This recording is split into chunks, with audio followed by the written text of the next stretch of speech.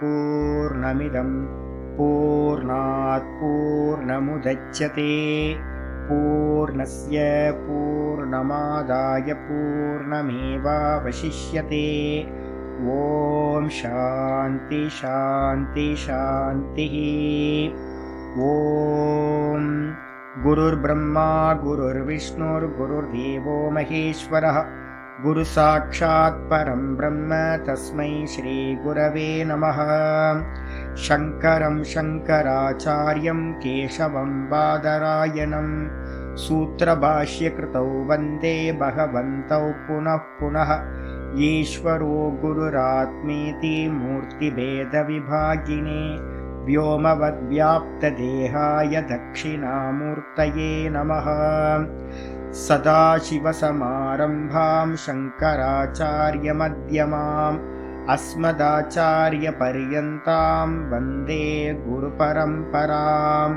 ॐ यो ब्रह्माणं विदधाति पूर्वं यो वै वेदांश्च प्रहिणोति तस्मै तं हदेवमात्मबुद्धिप्रकाशं मुमुक्षुर्वै शरणमहं प्रपद्ये। ॐ शान्ति शान्ति शान्तिः। ॐ असतो मा सद्गमय तमसो मा ज्योतिर्गमय मृत्योर्मामृतं गमय। ॐ शान्ति शान्ति शान्तिः।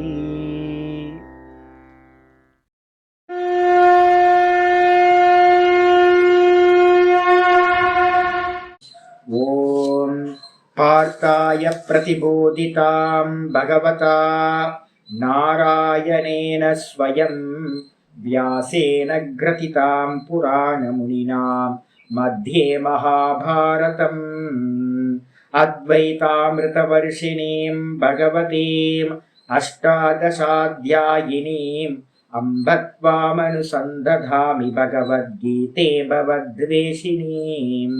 नमोऽस्तु ते व्यासविशालबुद्धे पुल्लारविन्दाय तपत्रनेत्र येन त्वया भारततैलपूर्णः प्रज्वालितो ज्ञानमयप्रदीपः प्रपन्नपारिजाताय स्तोत्रवेत्रैकपाणये ज्ञानमुद्राय कृष्णाय गीतामृतदुहे नमः। सर्वोपनिषदो गावः दोग्धा गोपालनन्दनः पार्थो वत्ससुधीर्भोक्ता दुग्धं गीतामृतं महत्।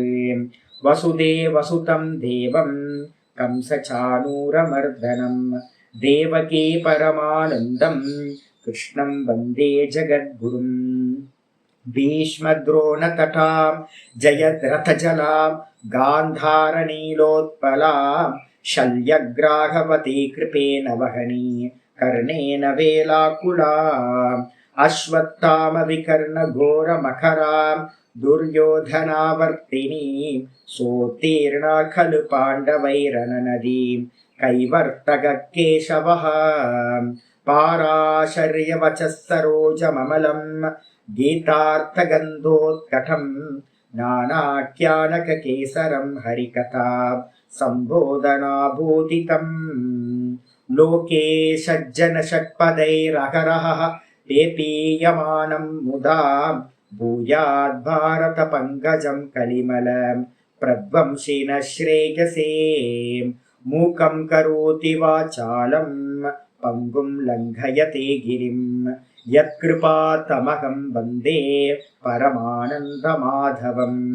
यं ब्रह्मा वरुणेन्द्ररुद्रमरुतः स्तुन्वन्ति दिव्यैस्तवैः वेदैः साङ्गपदक्रमोपनिषदैः गायन्ति यं सामगाः ध्यानावस्थिततद्गतेन मनसा पश्यन्ति यं योगिनः यस्यान्तं न विदुः सुरासुरगणाः।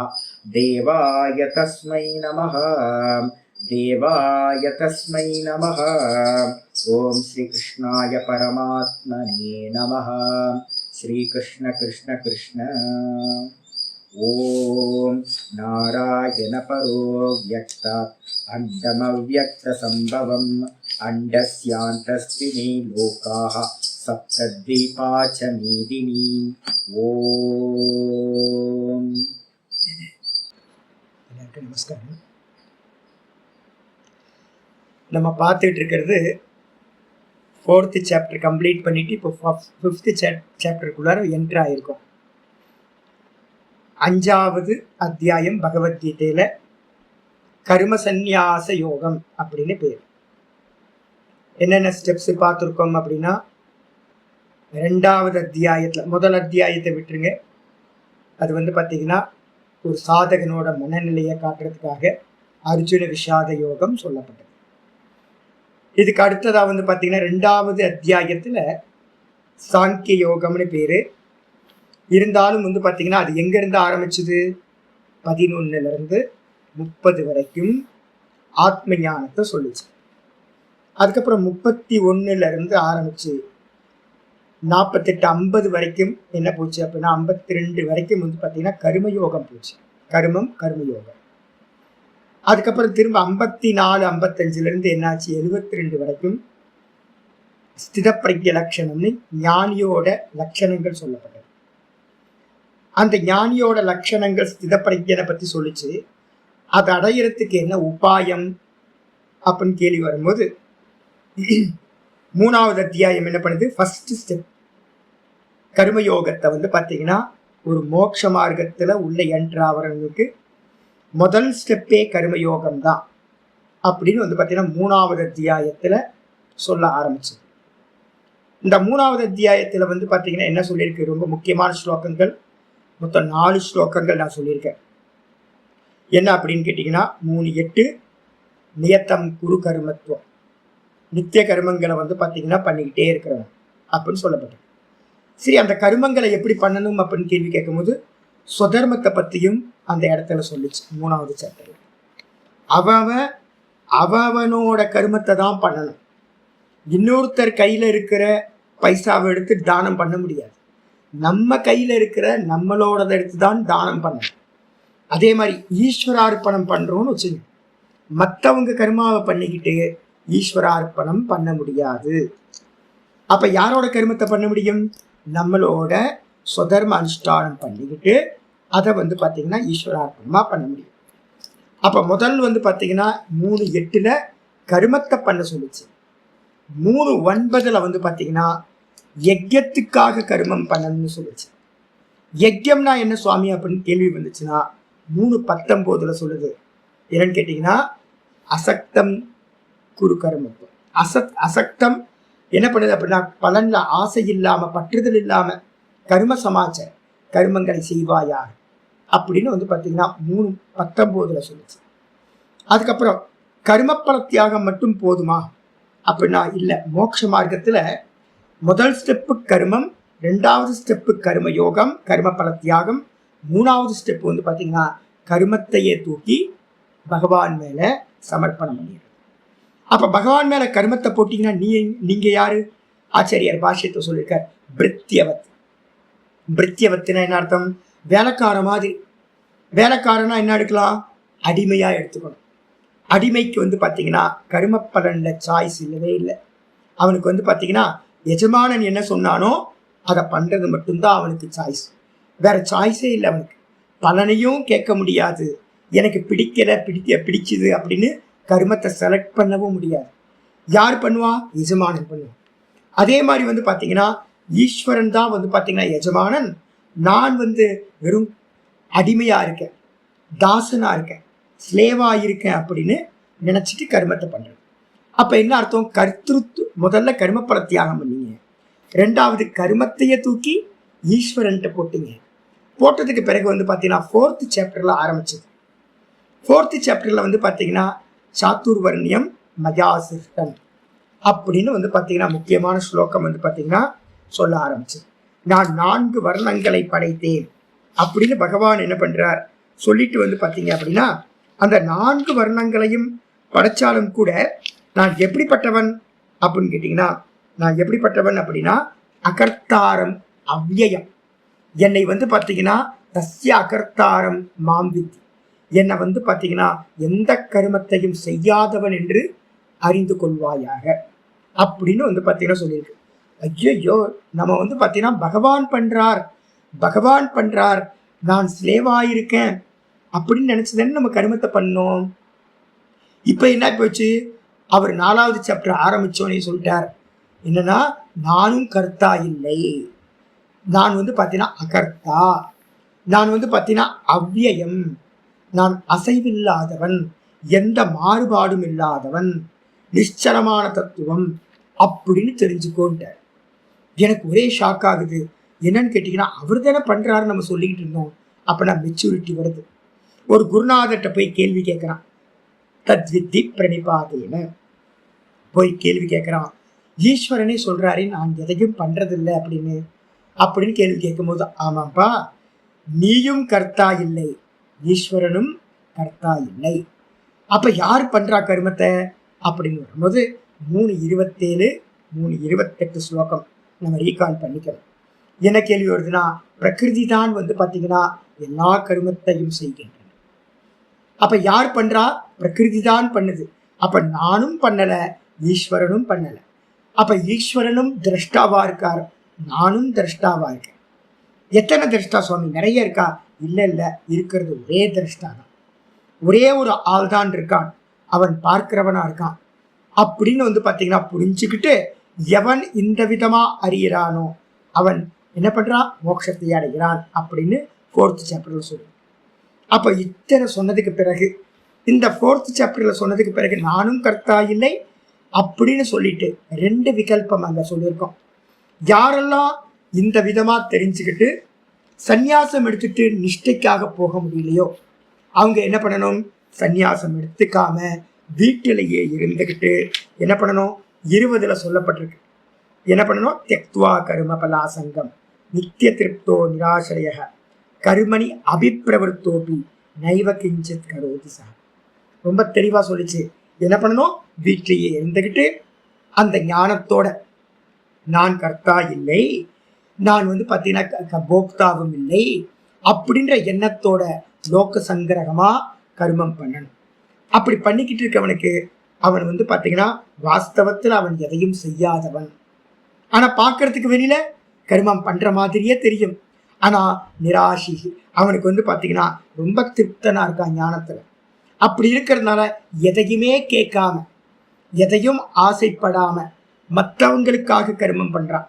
அப்பா அம்மாவோ இல்லை கணவன் மனைவியோ வீட்டில் இருக்காங்க, அவங்களுக்கு ஒரு சப்போர்ட்டா இருக்கான், அவ்வளவுதான், அவங்களுக்கு சப்போர்ட். ஆனா இவன் என்ன பண்றான்? சதா காலமும் லோக சங்கிரகமா ஜனக மகாராஜா மாதிரி பண்ணிட்டு இருக்கான். இதான் சொல்லியாச்சு. இதை சொன்னதுக்கு பிறகு வந்து பார்த்தீங்கன்னா இதுக்கு அந்நியமா வேற ஒரு ஆட்கள் இருக்காங்க.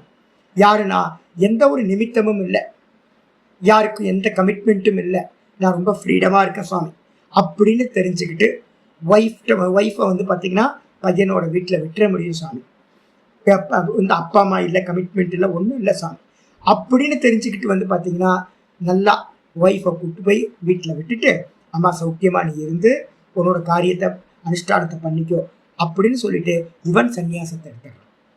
இல்லை அப்படின்னா பிரம்மச்சாரியா இருக்கும் போதே சன்னியாசத்தை எடுத்துக்கிறான். பிரம்மச்சாரியா இருக்கும் போதே சன்னியாசம் எடுத்துக்கிறது. இல்லைன்னா வானப்பிரஸ்தம் போய் பசங்கள்கிட்ட வந்து பார்த்தீங்கன்னா அம்மா ஒய்ஃபை விட்டுட்டு இவன் சன்னியாசம் எடுத்துக்கிறான். அந்த அவனுக்கு வந்து பார்த்தீங்கன்னா 21, 22 2 ஸ்லோகங்கள் சொல்லப்பட்டுச்சு. சன்னியாசம் எடுத்துக்கிட்டு என்ன சுவாமி பண்ணுவான் அப்படின்னா, சர்வ கர்ம சந்நியாசம், எல்லா கர்மங்களையும் தியாகம் பண்ணிட்டு என்ன பண்ணுவான்? நிஷ்டைக்கு அவன் சென்று விடுவான் அப்படின்னு வந்து பார்த்தீங்கன்னா சொல்லப்பட்டிருக்கு. அப்போ கேள்வி வருது என்னன்னு கேட்டிங்கன்னா, சாய்ஸ் இருந்துச்சுன்னா சந்நியாசம் முடியும் அப்படின்னா சந்நியாசம் எடுத்துக்கிட்டு நிஷ்டையை பிராப்தி பண்ணுறது. ஒருவேளை வந்து பார்த்தீங்கன்னா சாய்ஸ் இல்லை அப்படின்னா அந்த கமிட்மெண்ட் முடிகிற வரைக்கும் வீட்டில் இருந்துக்கிட்டு கிரகஸ்தனானியா இருந்துகிட்டு இருக்கிறது அப்படின்னு வந்து பார்த்தீங்கன்னா 2 பட்சங்களை பிரித்தோம். இப்போ கேள்வி வருது என்னன்னு கேட்டிங்கன்னா, ஒருவேளை ஞானத்தை அடையாதவன் என்ன பண்ணணும்? நம்ம வந்து ஒரு ஸ்டெப்ஸ் சொல்லியிருக்கோம். 5வது சாப்டர்லேயே ஆச்சாரியர் கிளியராக சொல்ல போகிறார். அதனால வந்து பார்த்தீங்கன்னா ஸ்டெப்ஸ் எடுத்துக்கணும். என்னன்னு கேட்டிங்கன்னா, முதல்ல கர்மானுஷ்டானம், 2வது கர்மத்தை யோகமா பலத்தியாகத்தோட பண்றது, இந்த பல தியாகம் பண்ணிட்டு கருமத்தையும் தியாகம் பண்றோம்னு வச்சுங்க, ஈஸ்வரன்ட்ட போடுறோம்னு வச்சுங்க, அப்ப என்ன நடக்கும் சுவாமி அப்படின்னா சமத்துவம் யோக உச்சி. அப்ப வெறும் கருமங்களை நித்திய கருமங்களை பண்றது, அதுக்கப்புறம் கர்மயோகமா பண்றது, அதுக்கப்புறம் அதோட பிரயோஜனம் மனசு பார்த்தீங்கன்னா சமநிலைக்கு வந்துடும். முக்கியமான குவாலிட்டி பார்த்தீங்கன்னா இதுதான். அப்ப கர்மயோகத்தோட லட்சியம் பார்த்தீங்கன்னா சமத்துவ புத்தி. அந்த சமத்துவ புத்தி வந்ததுக்கு பிறகு கர்மத்தினால எதுவும் இல்லை, ஆக வேண்டிய கர்மம் இல்லை.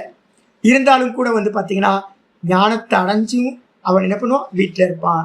இன்னொருத்தன் சன்னியாசம் எடுத்துட்டு போயிடுவான். அப்ப என்ன பண்றான், ஒருத்தன் வீட்டில் இருக்கான், அவனை பத்தி பேச்சு இல்லை.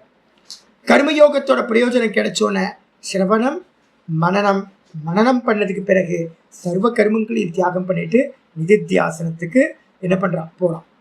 ஒருத்தன் பார்த்தீங்கன்னா சிரவணம் பண்றதுக்கே சன்னியாசத்தை எடுத்துக்கிறான், அவனுக்கு பேர் வித்வத் சன்னியாசி. இன்னொருத்தன் மனன நிதித்தியாசனம் பண்றதுக்காக சன்னியாசம் எடுத்துக்கிறான், அவனுக்கு பேரு வித்வத் சன்னியாசி அப்படின்னு பிரிச்சு எடுத்துக்கணும்.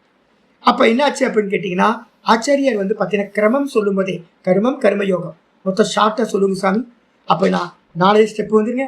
கர்மம் கர்மயோகம், அதுக்கப்புறம் கர்மயோகத்துக்கு அப்புறம் இது பிரவிற்த்தின்னு பேர், இதுக்கப்புறம் நிவர்த்தி என்னது, ஞானம் ஞான நிஷ்டா. இதுதான் பார்த்தீங்கன்னா செட்டப். கர்மம் கர்மயோகம், ஞானம் ஞான நிஷ்டா இப்படின்னு பார்த்தீங்கன்னா ரொம்ப கிளியரா 4th சாப்டர் வரைக்கும் சொல்லியாச்சு. அப்ப இந்த பேர் வச்சிருக்கமே சுவாமி, ஞான கர்ம சந்நியாசம் அப்படின்னு பேர் வச்சிருக்கமே அப்படின்னு கேட்டீங்கன்னா, ஞானத்தினால கர்மத்தை தியாகம் பண்றது. எந்த ஞானம், நான் கர்த்தா, நான் போக்தா இல்லை, கர்த்தா இல்லை, நான் யாரு, நான் அகர்த்தா, நான் அபோக்தா அப்படின்னு புரிஞ்சுக்கிட்டு, மாயா பண்ணுதுன்னு புரிஞ்சுக்கிட்டு, அந்த ஞானத்தினால எந்த கர்மம் பண்ணிக்கிட்டு இருந்தாலும் 18வது ஸ்லோகம் முக்கியமானது பார்த்துருக்கோம். கர்மண்ய கர்ம எப்பஷ்யத் அகர்மணிச்ச கர்ம யக ச புத்திமான் மனுஷேசு ச யுக்த கிருஷ்ண கர்ம கிருத். 18வது ஸ்லோகத்துல 4வது சாப்டர்ல சொல்லிச்சு, கர்மத்துல அகர்மத்தை பார்க்கணும். கர்மம் பண்ணிக்கிட்டு இருக்கும் போதே என்ன இருக்கணும், நான் பண்ணல, மாயா பண்ணுது, மாயா பண்ணுது, பிரகிருதி பண்ணுது அப்படி. அதே நேரத்துல பார்த்தீங்கன்னா சும்மா இருக்கிறோன்னு வச்சுங்க, அப்ப சும்மா இருக்கிறது கூட கர்மத்தை பண்றதோட வேற ஒரு ஃபார்ம் தான். ஒரு காயினோட 2 பக்கம் மாதிரி நம்ம பண்ற கர்மம், அதுவும் மாயையோட காரியம். நான் ஒன்றும் இல்லை சும்மா இருக்கேன் அப்படின்னு நம்ம சொல்றதும் எனது அதுவும் ஒரு கர்மம் தான், பிரகிருதியோட குணம் தான் அப்படின்னு பார்த்தீங்கன்னா தெரிஞ்சுக்கிட்டு, நான் இந்த 2த்துக்கும் அப்பாற்பட்டவன் சச்சிதானந்தமா இருக்கேன் அப்படின்ற ஞானத்தோட இருக்கிறது. இதுதான் ஞானம். அப்போ இந்த ஞானத்தோட கர்மத்துல பிரவருத்தி பண்ணாலும் வில்லறத்துல இருந்துகிட்டே நீங்க என்ன பண்ணலாம், கர்மத்தை சந்நியாசம் பண்ண முடியும். கிரகஸ்தாசிரமத்துல இருந்துகிட்டு இல்ல வானப்பிரஸ்தத்துல இருந்துகிட்டு ஒரு கர்மத்தை பண்ணிக்கிட்டு இருக்கும் போதே இந்த ஞானத்தோட நீங்க என்ன பண்ணலாம், கர்த்திருத்துவ போக்திருத்துவ புத்தியை விட்டுட்டீங்கன்னா நீங்க ஞானத்தினால கர்மத்தை தியாகம் செய்தவர்கள் அப்படின்னு அர்த்தம். இன்னொருத்தர் என்ன மாதிரி இருக்கிறவன் என்ன பண்றான், நிமித்தம் இல்லை சன்னியாசம் எடுத்துக்கிட்டு எல்லா கர்மத்தையும் விட்டுட்டு நாங்க பண்ணக்கூடிய அல்பமான காரியம், அந்த அல்பமான காரியத்துல கூட கர்த்திருத்துவ புத்தி போக்திருத்துவ புத்தியை விட்டுட்டு இவன் சன்னியாசி சஞ்சாரம் பண்ணிட்டு இருக்கான் அப்படின்னு புரிஞ்சுக்கணும். அடிச்சா 4 சாப்டர்ல இவர் தான் சொல்லியிருக்கு. சொன்னதுக்கு பிறகு 5வது சாப்டருக்கு என்ன பேர் வச்சிருக்கோம், கர்ம சந்நியாச யோகம். கர்ம சந்நியாச யோகம்னா என்ன சுவாமி, இங்கேயும் திரும்பவும் அதுதான் பேச்சுல பேச போறோம். என்ன பேச போறோம், ஞானத்தினால கர்மத்தை தியாகம் பண்றதையும் பேச போறோம், கூடவே லிட்டரலா கர்மத்தை தியாகம் பண்றது. அப்போ என்ன அர்த்தம் அப்படின்னு கேட்டீங்கன்னா, கர்மத்தினால என்ன ஆக வேண்டியிருக்கு, கர்மத்தினால ஆக வேண்டியது ஒன்றுமில்லை, கர்மனா பத்தியதே ஜந்து. கர்மம் பந்தப்படுத்தும். கர்மம் பந்தப்படுத்துறதுனால கர்மத்தை பார்த்தீங்கன்னா 100% தியாகம் பண்ணணும். எதுக்கு சுவாமி அப்படின்னா நிஷ்டைக்கு போகிறதுக்காக. இதுக்கப்புறம் 5வது அத்தியாயத்துக்கு அப்புறம் நம்ம என்ன பண்ண போறோம், 6வது அத்தியாயம் போகிறோம். ஞானம் போதுமா அப்படின்னா போதாது. கர்மம் கர்ம யோகம், ஞானம் ஞான நிஷ்டா. அப்போ நல்லா தெரிஞ்சுக்கணும். வீட்டில் இருந்துகிட்டு இருந்தீங்கன்னு வச்சுங்க, என்ன ஆகும்? விக்ஷேபம் வந்துகிட்டே இருக்கும். கண்ணை மூடி உட்கார முடியாது, நிஷ்டையை பிராப்தி பண்ண முடியாது, ஏதோ சம்பவிச்சுக்கிட்டு இருக்கும். அப்பாவுக்கு வந்து பார்த்தீங்கன்னா உடம்பு சரியில்லை, அம்மாவுக்கு உடம்பு சரியில்லை, ஹாஸ்பிட்டல் போயிட்டு வந்தேன். இந்த வச்சனம்லாம் யார் சொல்கிறா தெரியுங்களா? பிரபோதான் என்னோட சிஷ்யர் வந்துட்டு இருந்தார்ல, அவர் வந்து பார்த்தீங்கன்னா சொல்கிறார், சுவாமி இந்த வாரம் ஹாஸ்பிட்டல் வாரம் சுவாமி அப்படிங்கிறார். என்ன செய்ய அப்படின்னா, அம்மாவுக்கு உடம்பு சரியில்லை கூட்டிகிட்டு போகணும், அப்பாவுக்கு உடம்பு சரியில்லை கூட்டிகிட்டு போகணும். ஞானம் இருக்கா? நல்ல ஞானம் இருக்குது. என்கிட்ட பிரஸ்தானத்திரையும் ஃபுல்லாக பிரபோதா படித்து முடிச்சிட்டேன். நல்ல அபியாசியும் கூட. நல்லா வந்து பார்த்தீங்கன்னா கண்ணை மூடி உட்காந்து மணிக்கணக்காக உட்காருவேன். ஆனாலும் வந்து பார்த்தீங்கன்னா அம்மா அப்பாவுக்கு டிஸ்டர்ப் ஆகிட்டே இருக்கும். வேறு வழியே இல்லை, வேறு யாரும் இல்லை. அப்போ நிமித்தத்தினால அப்பா அம்மா கூட இருக்க வேண்டியிருக்கு. விட்டுட்டோம் அப்படின்னா பரிதவிச்சு போயிடுவாங்க. எல்லாமே அபவ் 75 இருக்காங்க, 70-75. அப்போ இது மாதிரி மாட்டிக்கிட்டு இருக்கும் போது ரொம்ப கஷ்டமாக இருக்கும். அப்போ நிஷ்டையை சம்பாதிக்க முடியுமா அப்படின்னா, எனக்கும் அவருக்கும் இருக்கிற டிஃப்ரென்ஸ் என்னது? அவர் வீட்டில் இருக்கார், பிரம்மச்சரிய தீட்சை கொடுத்தாச்சு, பிரம்மச்சரிய தீட்சை சைத்தன்யா பிரபோத சைத்தன்யான்னு பேரும் கொடுத்தாச்சு, சந்நியாசம் எடுத்துக்கல. அப்போ என்ன அர்த்தம்? சந்நியாசம் எடுத்துக்கலன்னா கூட வந்து பார்த்தீங்கன்னா நீங்கள் வீட்டில் இருந்துக்கிட்டு என்ன பண்ண, நிமித்தத்தினால பாதி நாள் இங்கே தான் இருந்தார், திருவண்ணாமலையில் தான். அப்போ திருவண்ணாமலையில் இருந்துட்டு அதுக்கப்புறம் தான் வந்து பார்த்தீங்கன்னா அப்பா அம்மாவை பார்த்துக்கிறதுக்கு ஆள் இல்லைன்னு போனார். ஞானம் இருக்கா? ஞானம் இருக்கு. ஆனால் நிஷ்டை கூடுமா அப்படின்னா நிஷ்டை சம்பவிக்கவே சம்பவிக்காது. அப்போ நிஷ்டைக்கு என்ன சுவாமி பண்ணணும்னா, சித்தத்தை விக்ஷேபப்படுத்துறதுக்கு எந்த ஒரு காரியமும் இருக்கக்கூடாது.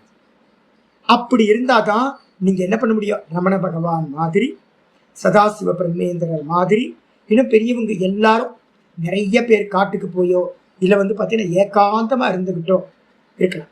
நேற்று வந்து பார்த்தீங்கன்னா எனக்கு ஃபோனே வரலை. நேற்று வந்து பார்த்தீங்கன்னா 2 ஃபோன், மொத்தமாக ஒரு நாள் ஃபுல்லாக 2 ஃபோன் வந்து நான் 2 கால் தான் பேசியிருக்கேன். சில சமயம் வந்து பார்த்தீங்கன்னா காலே இருக்காது, பேசுகிறதுக்கு ஆளே இருக்காது, ஃபோனும் வராது, நான் யாருக்கையும் பேசியும் இருக்க மாட்டேன். அப்போ என்ன அர்த்தம்னு கேட்டிங்கன்னா, 1 வருஷம் மௌனமாலா, 2 வருஷம் மௌனமாலா இருந்தேன். பூட்டிட்டு கதவை பூட்டிட்டு வந்து பார்த்தீங்கன்னா வீட்டில் கமிட்மெண்ட்டே இல்லை. அப்போ கமிட்மெண்ட்டே இல்லாமல் நான் என்ன பண்ணுவேன்?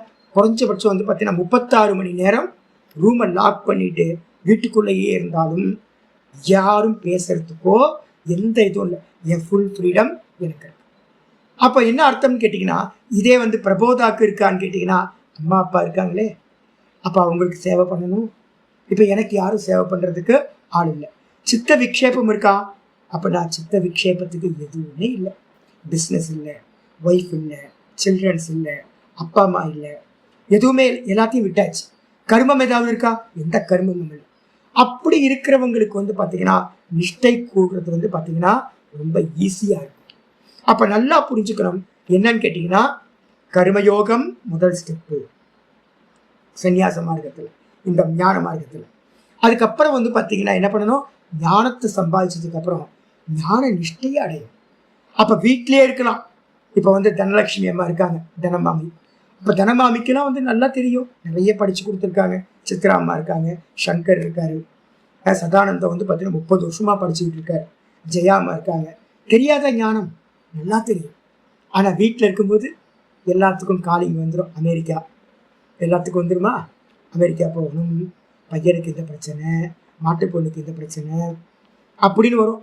எல்லாத்துக்கும் வந்து பார்த்தீங்கன்னா சித்த விக்ஷேபம், ஒரே காரியத்தை தொடர்ந்து பண்ணிட்டு இருக்கும்போது நடுவில் ப்ராப்ளம் வந்துட்டு ஆயிடுச்சா? அப்போ என்ன அர்த்தம்னு கேட்டிங்கன்னா, ஞானத்தோடு இருக்கலாம், நீண்ட நேரம் வந்து பார்த்தீங்கன்னா ஞான விசாரத்தில் இருக்கலாம், கிளாஸ் கேட்கலாம், புஸ்தகம் ஞானத்தை படிக்கலாம், என்கிட்ட வந்து பார்த்தீங்கன்னா விசாரம் பண்ணலாம், எல்லாம் பண்ணலாம். ஆனால் வந்து பார்த்தீங்கன்னா கண்ண மூடி உட்காந்து ரமண பகவான் மாதிரி இருக்க முடியுமானா? இருக்க முடியாது. அப்போ அதனால வந்து பார்த்தீங்கன்னா யாருக்கு சர்வகர்ம சந்நியாசம்? நல்லா புரிஞ்சுக்கணும். ஞானத்துக்கு இல்லை. ஞானத்துக்கு வந்து பார்த்தீங்கன்னா இப்போ டெய்லி கிளாஸ் கேட்குறீங்க, அப்போ 80-85 பேர் வந்து பார்த்தீங்கன்னா பாடத்துக்கு வரீங்கன்னா, இந்த பகவத்கீதை முடிய முடிய முடிய உங்களுக்கு கிளியர் விஷயம். அதுக்கப்புறம் கொஞ்சம் உபனிஷதங்களை படிச்சிங்கன்னா ஞானம் வந்துடும். ஆனால் ஞானம் பத்தாது, ஞான நிஷ்டை தான் மோட்சத்தை கொடுக்கும். அப்போ கிரகஸ்தாசிரமத்தில் இருந்துக்கிட்டு என்ன பண்ணலாம்? ஞானத்தை சம்பாதிச்சிடலாம். ஞான நிஷ்டைக்காக தான் சந்நியாசம் சொல்லப்படுகின்றது அப்படின்னு புரிஞ்சுக்கணும். அடிச்சா அப்போ வந்து பார்த்தீங்கன்னா இந்த அத்தியாயத்துக்குள்ளார நம்ம பிரவேசம் பண்றோம். லிட்டரலா கருமத்தை தியாகம் பண்றதை பத்தி இது பேச போகுது. இதை பேசுனதுக்கு பிறகு இதோட முடிவுல எந்த முடிவுல இந்த அத்தியாயம் மொத்தம் 29 ஸ்லோகங்கள். 29ல வந்து பார்த்தீங்கன்னா 27, 28, 29 3 ஸ்லோகங்கள் அடுத்த அத்தியாயத்துக்கு சூத்திரமா சொல்லப்பட்டிருக்கு. அடுத்த அத்தியாயம் என்னது? கண்ணை மூடி தியானம் பண்ண போறோம். கண்ணை மூடி தியானம் பண்ணணும் அப்படின்னா ப்ராசஸ் வேணும்ல. அதுக்காக வந்து பார்த்தீங்கன்னா ஆத்ம தியானத்தை வந்து பார்த்தீங்கன்னா இந்த அத்தியாயத்துல பேஸை கிரியேட் பண்ணிட்டு கர்மத்தை தியாகம் பண்ணிட்டு கண்ணை மூடி உட்கார்ந்து ஆத்ம தியானம் சொல்லக்கூடிய நிதித்தியாசனத்துக்காக இதை மெதுவா லீட் பண்ணி நம்மளை கொண்டுட்டு போகும் அப்படின்னு புரிஞ்சுக்கணும். பாஷ்யத்துக்கு வந்துரு. ஆச்சாரியர் என்ன பண்றாரு அப்படின்னா, எப்பவுமே ஒரு ஆச்சாரியரோட சம்பந்த பாஷ்யத்தை படிக்கணும். சம்பந்த பாஷ்யம் என்னது? இப்ப நான் சொன்னேன்ல, இது என்னோட சம்பந்த பாஷ்யம். ஒரு ஆச்சாரியரா இருந்து நான் என்ன பண்றேன், உங்களுக்கு கனெக்ஷன் கொடுக்குறேன். 2வது அத்தியாயத்துல என்ன பண்ணணும், 3வது அத்தியாயத்துல என்ன பண்ணணும், 4வது அத்தியாயத்துல என்ன பண்ணணும், இப்ப 5வது அத்தியாயத்துல என்ன பண்ண போறோம், இது எதுக்காக பேஸை கிரியேட் பண்ணுது, 6வது அத்தியாயத்துக்காக பேஸை கிரியேட் பண்ணுது அப்படின்னு உங்களுக்கு ஒரு 25 நிமிஷத்துல உங்களுக்கு என்ன பண்ணிட்டேன், ஒரு மைண்டை வந்து ப்ரிப்பேர் பண்ணிட்டேன். ஆச்சாரியார் என்ன பண்றார், அவரோட விஷயத்துல என்ன பண்றார், ஒரு எலாபரேட்டான ஒரு விசாரத்தை சம்பந்த பாஷ்யத்துல பண்றார். ரொம்ப முக்கியமான விசாரம் வந்து சம்பந்த பாஷ்ய விசாரம். ஆச்சாரியர் சொல்றார், கர்மணி அகர்மய பஷ்ய, பகவத்கீதையில 18th ஸ்லோகம், 4:18. போன அத்தியாயத்துல 4:18 சொல்லப்பட்டது. கர்மண்ய கர்மய பஷ்ய இத்தியாரப்ய. நான் ஏற்கனவே போன அத்தியாயம் சொல்லும் போது சொல்லியிருக்கேன், ஞானம் எங்கிருந்து ஸ்டார்ட் ஆகுது, இந்த 18ல இருந்தா ஞானம் ஸ்டார்ட் ஆகுது. 18ல இருந்து ஆரம்பிச்சு என்ன சொல்லப்பட்டிருக்கு அந்த ஸ்லோகத்திலே சொல்லிருக்கு, சயுக்த கிருத்ன கர்ம கிருத், 18வது ஸ்லோகம் தான், 4:18. எவன் வந்து பார்த்தீங்கன்னா கர்மத்தில் அகர்மத்தை பார்க்கிறான், கர்மம் பண்ணிக்கிட்டு இருக்கும் போதே நான் பண்ணலைன்னு பார்க்கறான். இது மாதிரி எவன் பண்றானோ சயுக்தா, அவன் யோகத்தோடு கூடினவன், மனச்சஞ்சலமில்லாதவன், ஞான யோகத்தை உடையவன். அவன் என்ன ஆகிறான், கிருஷ்ண கர்ம கிருத்து, அவன் செய்ய வேண்டியது எல்லாத்தையும் செய்தவன் ஆகிறான் அப்படின்னு 18வது ஸ்லோகத்துல சொல்லப்பட்டது. 2 கொட்டேஷனும் 18வது. அதுக்கப்புறம் வந்து பார்த்தீங்கன்னா முக்கியமானது சொல்லுச்சு எனது 21ல ஒரு சன்னியாசி என்ன பண்ணுவான், என்ன மாதிரி சிரவண மனனம் பண்ணிட்டு இருக்கேன், இப்போ நான் மனனம் பண்ணிட்டு இருக்கேன், நீங்க எல்லாம் சிரவணம் பண்றீங்க, நான் மனனம் பண்ணிட்டு இருக்கேன், என்னோட மனனம் நல்லா பீக்கில் போயிட்டு இருக்கு, நல்லா முடிகிற சமயம் மெதுவா மனநத்தோட பக்குவம் வர ஆரம்பிச்சிருச்சு. அப்போ என்ன பண்ணுவேன் அப்படின்னு கேட்டிங்கன்னா, மனனம் முடிஞ்சதுக்கு பிறகு ஏதாவது பண்ணுவேனா சுவாமி, இப்போ நான் பாடம் படித்து கொடுக்குறேன்ல, பாடம் படித்து கொடுக்கும்போது என்னவா இருக்கும், நிறைய ப்ராப்ளம்ஸ் வரும், நிறைய மனசங்கடங்கள் வரும். நேற்று ஒருத்தர் வந்து பார்த்தீங்கன்னா நம்ம கிளாஸில் ஒருத்தர், சுவாமி நான் வரேன் சுவாமி அப்படின்னு கரெக்டாக சொல்கிறார். சொல்லும்போது வந்து பார்த்தீங்க அப்படின்னா, ஏற்கனவே என்னுடைய ரொம்ப வருஷங்களுக்கு பிறகு என்னோட பால்ய சிநேகிதர் சுவாமி, நல்ல அது அருமையான சத்து, அவர் வந்து வீட்டில் இருக்கார். அவரை வந்து பார்த்தீங்கன்னா அவருக்கு குக் பண்ணி கொடுத்து அவர்கிட்ட பழைய நினைவுகள்லாம் பகிர்ந்துட்டு, ஏன்னா வருஷங்களாயிருக்கு, நல்ல சாதக். அப்போ அவருக்கு சமயம் கொடுத்துட்டு அவர் எப்போ போகிறாரோ அப்போ இன்னொரு 2 கமிட்மெண்ட் இருக்கு. இந்த சமயத்தில் ஒருத்தர் ஃபோன் பண்ணி, சுவாமி நான் இப்போ பக்கத்தில் இருக்கேன், ரமணாசுரம் பக்கத்தில் இருக்கேன், நான் வரேன் அப்படின்னு சொல்கிறேன். என்ன பண்ண முடியும், இப்போ யாருக்கு சமயம் கொடுக்க முடியும், அவரை வர வச்சேன்னா இவங்களுக்கு சமயம் கொடுக்க முடியாது, இதுக்கப்புறம் இவங்களை எப்போ பார்ப்பேன்னு தெரியாது. நான் உடனே என்ன பண்ணிட்டேன், வர வேணாம், மலையை சுற்றிட்டு போயிருங்க, இதை முன்னாடியே நீங்கள் ஃபோன் பண்ணி சொல்லியிருந்தா நான் வந்து பார்த்தீங்கன்னா கரெக்டாக சொல்லியிருப்பேன், அரேஞ்ச் பண்ணியிருக்கலாம் கரெக்டாக அப்படின்னு சொல்லியாச்சு. சொல்லிவிட்டு அவர் வந்து பார்த்தீங்கன்னா மறுத்து ஃபோனை வச்சாச்சு. வச்சதுக்கு பிறகு வந்து பார்த்தீங்கன்னா எனக்கு ஒரே சங்கடம், என்னடா இது, ஒருத்தர் வந்திருக்கார், வந்துட்டு வந்து பார்த்தீங்கன்னா நம்ம என்ன அவ்வளோ பிஸியா, நம்ம என்ன பிரைம் மினிஸ்டரா, ஒன்றும் இல்லைல்ல, கடவுளா, ஒன்றும் இல்லைல்ல. எதுக்காக வந்து பார்த்தீங்கன்னா அவரை வந்து ஹர்ட் பண்ணி அவ்வளோ தூரம் வந்துட்டு வெறும் கையோட பார்க்காம போகிறாரு. ஆனாலும் அது ஒரு டீச்சிங் தான். என்னன்னு கேட்டிங்கன்னா, அடுத்த முறை வரும்போது முந்தின நாளே சுவாமி நான் வரேன் சுவாமின்னு சொல்லிட்டு வருவார். அப்போ சில சமயம் மருந்து வந்து பார்த்தீங்கன்னா, இப்போ நானே நிறைய பேருக்கு மருந்து கசப்பாக கொடுக்க வேண்டியிருக்கு, சில பேரை ஹர்ட் பண்ண வேண்டியிருக்கு, சில பேரை வந்து பார்த்தீங்கன்னா கேள்வியே சொல்கிறேன் நான், ஏங்க கொஞ்சம் தட்சணையெல்லாம் போட மாட்டீங்களா, சேவையெல்லாம் பண்ண மாட்டீங்களா, எவ்வளோ நாள் என்கிட்ட எடுத்துக்கிட்டே இருப்பீங்க அப்படின்னு. என்ன அர்த்தம்னு கேட்டிங்கன்னா, சின்ன வயசில் எஜுகேஷன் கொடுக்காது, அப்போ பெரிய வயசு ஆனதுக்கு அப்புறம் எனக்கு தேவையில்லை, ஆனால் அதான் முறை. அப்போ வந்து பார்த்தீங்கன்னா சில பேர்கிட்ட வந்து பார்த்தீங்கன்னா 1 வருஷம் 2 வருஷம் அப்படியே பார்த்துட்டே இருக்கிறது, 6 மாதம் 1 வருஷம் பார்க்கறது, ஐயோ இவங்க எப்போ கல்டிவேட் ஆவாங்க. அப்போ வந்து பார்த்தீங்கன்னா பக்குவப்படணும், இந்த சொசைட்டிக்கு வந்து பார்த்தீங்கன்னா தாண்டிருந்து நிறைய கொடுக்கணும். அப்படி கொடுத்தாதான் வந்து பார்த்தீங்கன்னா யஜ்யதானோ தப்ப கரும பாவனாளி மனுஷன் சொல்லியிருக்கு. அதை நம்ம ப்ராக்டிஸ் பண்ண வேண்டியிருக்கு, அவங்களுக்கு ப்ராக்டிஸ் பண்ண வேண்டி வைத்திருக்கு. அப்போ அதனால சில சமயம் யாராவது வந்து பார்த்தீங்கன்னா சரியாக ப்ராக்டிஸ் பண்ணவங்க அப்பா அம்மா சொல்லி கொடுத்து இப்படிதான் வந்துச்சுன்னா நான் சொல்ல மாட்டேன். நிறைய பேர்ட்ட ஹர்ட் பண்ணுற வார்த்தையே நான் யூஸ் பண்ணதே இல்லை, நம்ம இதுலேயே தெரியும். சில சமயம் வந்து பார்த்தீங்கன்னா எஜுகேஷனுக்காக சொல்லி கொடுக்கறதுக்காக சில சமயம் ஹர்ட் பண்ண வேண்டியது. இப்போ என்னோட சிஷ்யர்கள் இருக்காங்க, ஐயோ டெய்லி திட்டுவாங்க.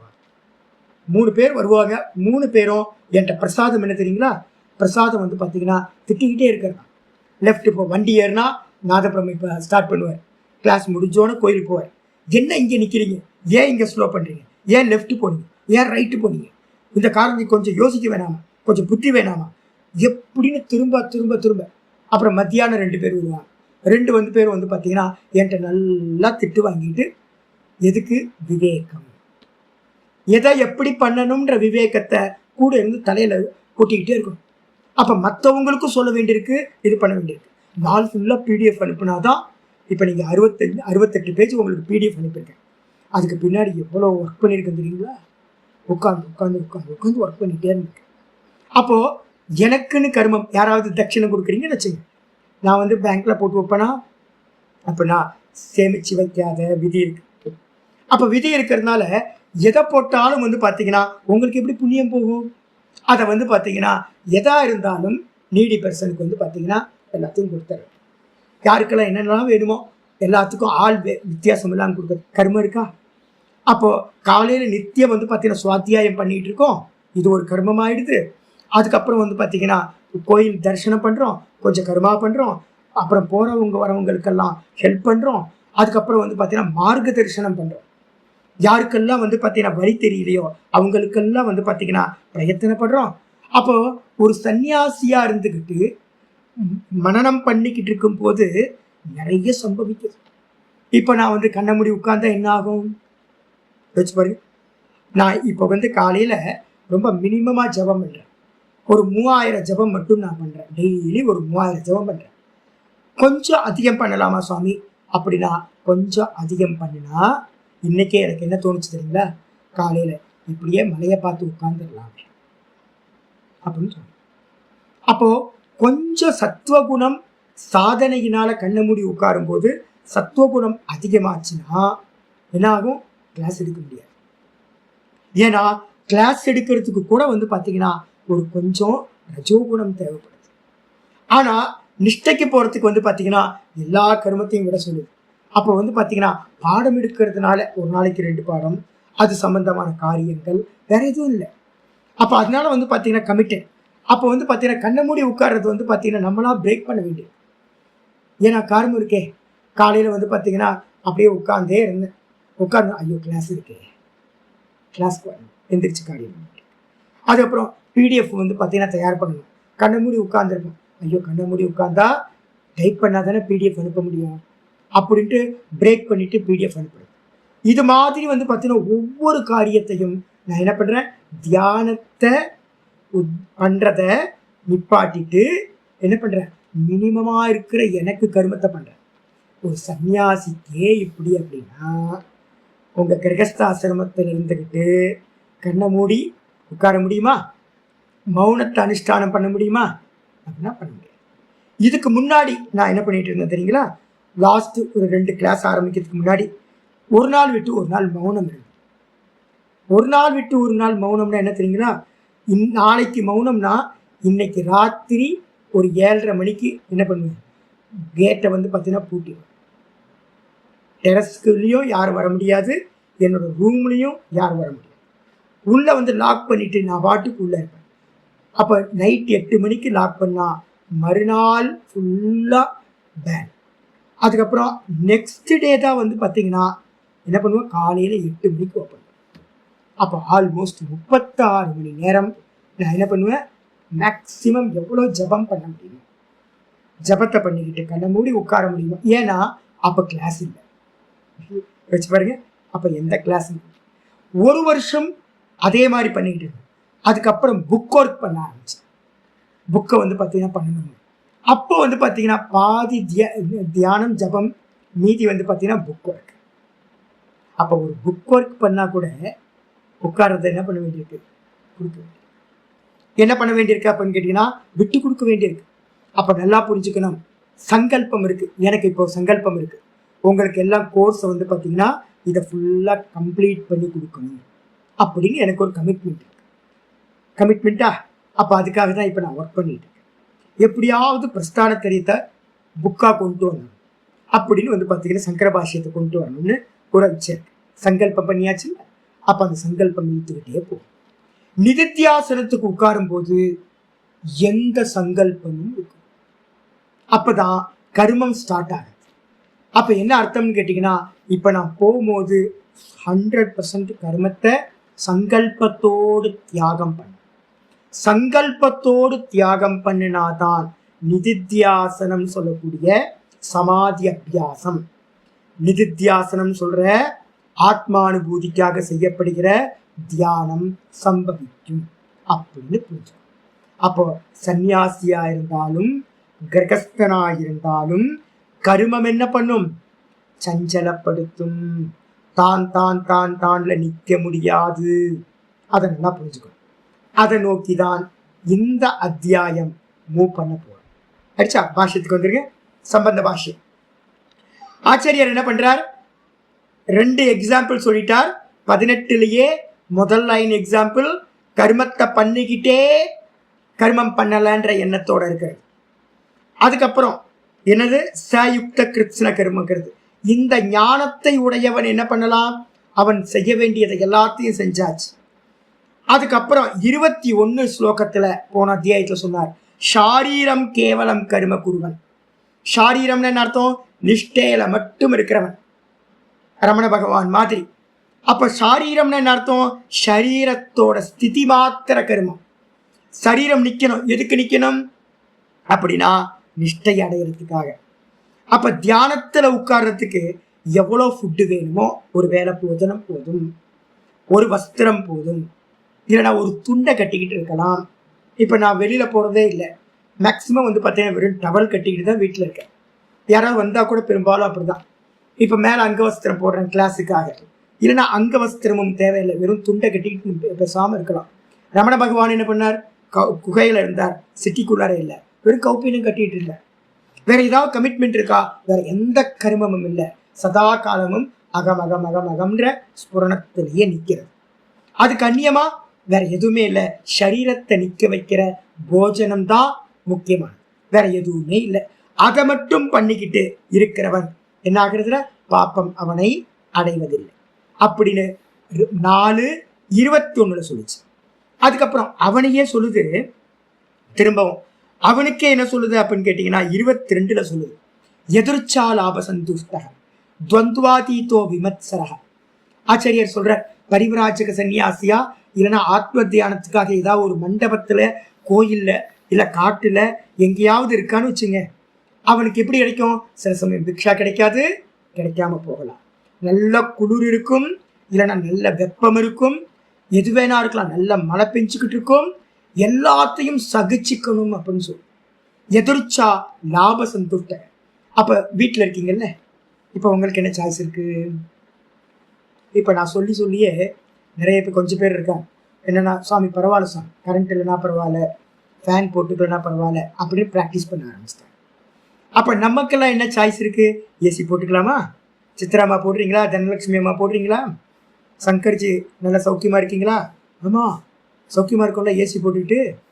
அதுக்கப்புறம் நல்லா குளிருது அப்படின்னா நல்லா பெட்டு போட்டிருப்போமா, நல்ல கம்பளி வச்சுருக்குமா, எல்லாத்தையும் இழுத்து போத்திக்கிறோமா, போத்திட்டு வந்து பேங்க் பேலன்ஸ் வச்சுருக்கீங்களா, இன்ட்ரெஸ்ட் வந்துக்கிட்டு இருக்கா.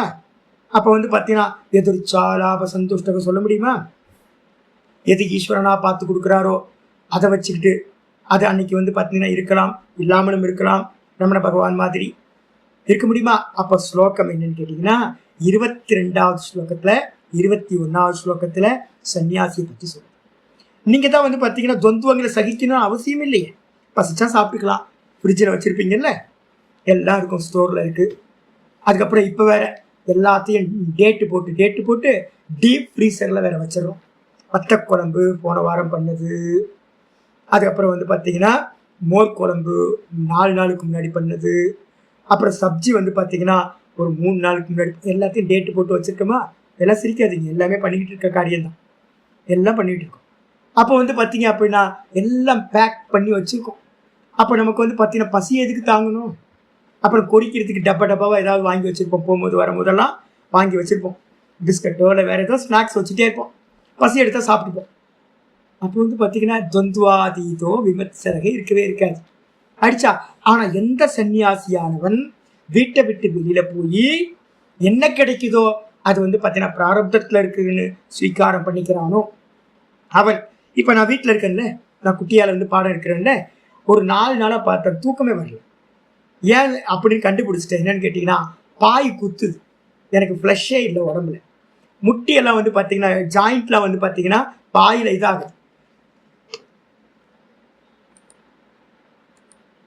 அப்போ என்ன அர்த்தம் அப்படின்னு கேட்டிங்கன்னா, இப்போ நல்ல ஒரு திரும்ப பழைய மாதிரியே என்ன பண்ணிட்டேன், நல்ல ஒரு பிளாங்கெட் எடுத்து கீழே நல்லா விரித்து 2 வாட்டி 3 வாட்டி மடித்து நல்லா போட்டு டெய்லி படுக்கும்போது நல்லா படுத்து. அப்போ எனக்கு ஒர்க் அவுட் ஆகுமா? ஃபேனை போட்டுக்கிறேன். இப்போ வந்து ஃபேன் ஓடிக்கிட்டு தான் இருக்குது, ஒரு பக்கம் ஹீட்டாக இருக்குது, இருந்தாலும் இருக்கட்டும் அப்படின்னு ஃபேனை போட்டுக்கிறேன். அப்போது குட்டீச்சக்கனாக இருந்துக்கிட்டு ஒரு பாடம் எடுத்துக்கிட்டு இருக்க சன்னியாசிக்கே 24 22 ஸ்லோகம் பொருந்தாது. 21 22 சொன்ன ஸ்லோகம் மனனம் பண்ணிக்கிட்டு குட்டியால இருக்கிறவனுக்கே பொருந்தாது. அப்ப என்ன அர்த்தம்? இப்ப நான் இருக்கிறதையும் விட்டுட்டு வெறும் ஆத்ம தியானம். எப்படி? ரமண பகவான் தான் எக்ஸாக்ட். வெறும் ரமண பகவான் மாதிரி இருக்கணும். எந்த வந்து பார்த்தீங்கன்னா இந்த இந்திரியங்களுக்காக எதுவும் கொடுக்காம. ஆச்சரிய சொல்றேன், இது வந்து பார்த்தீங்கன்னா 4:22.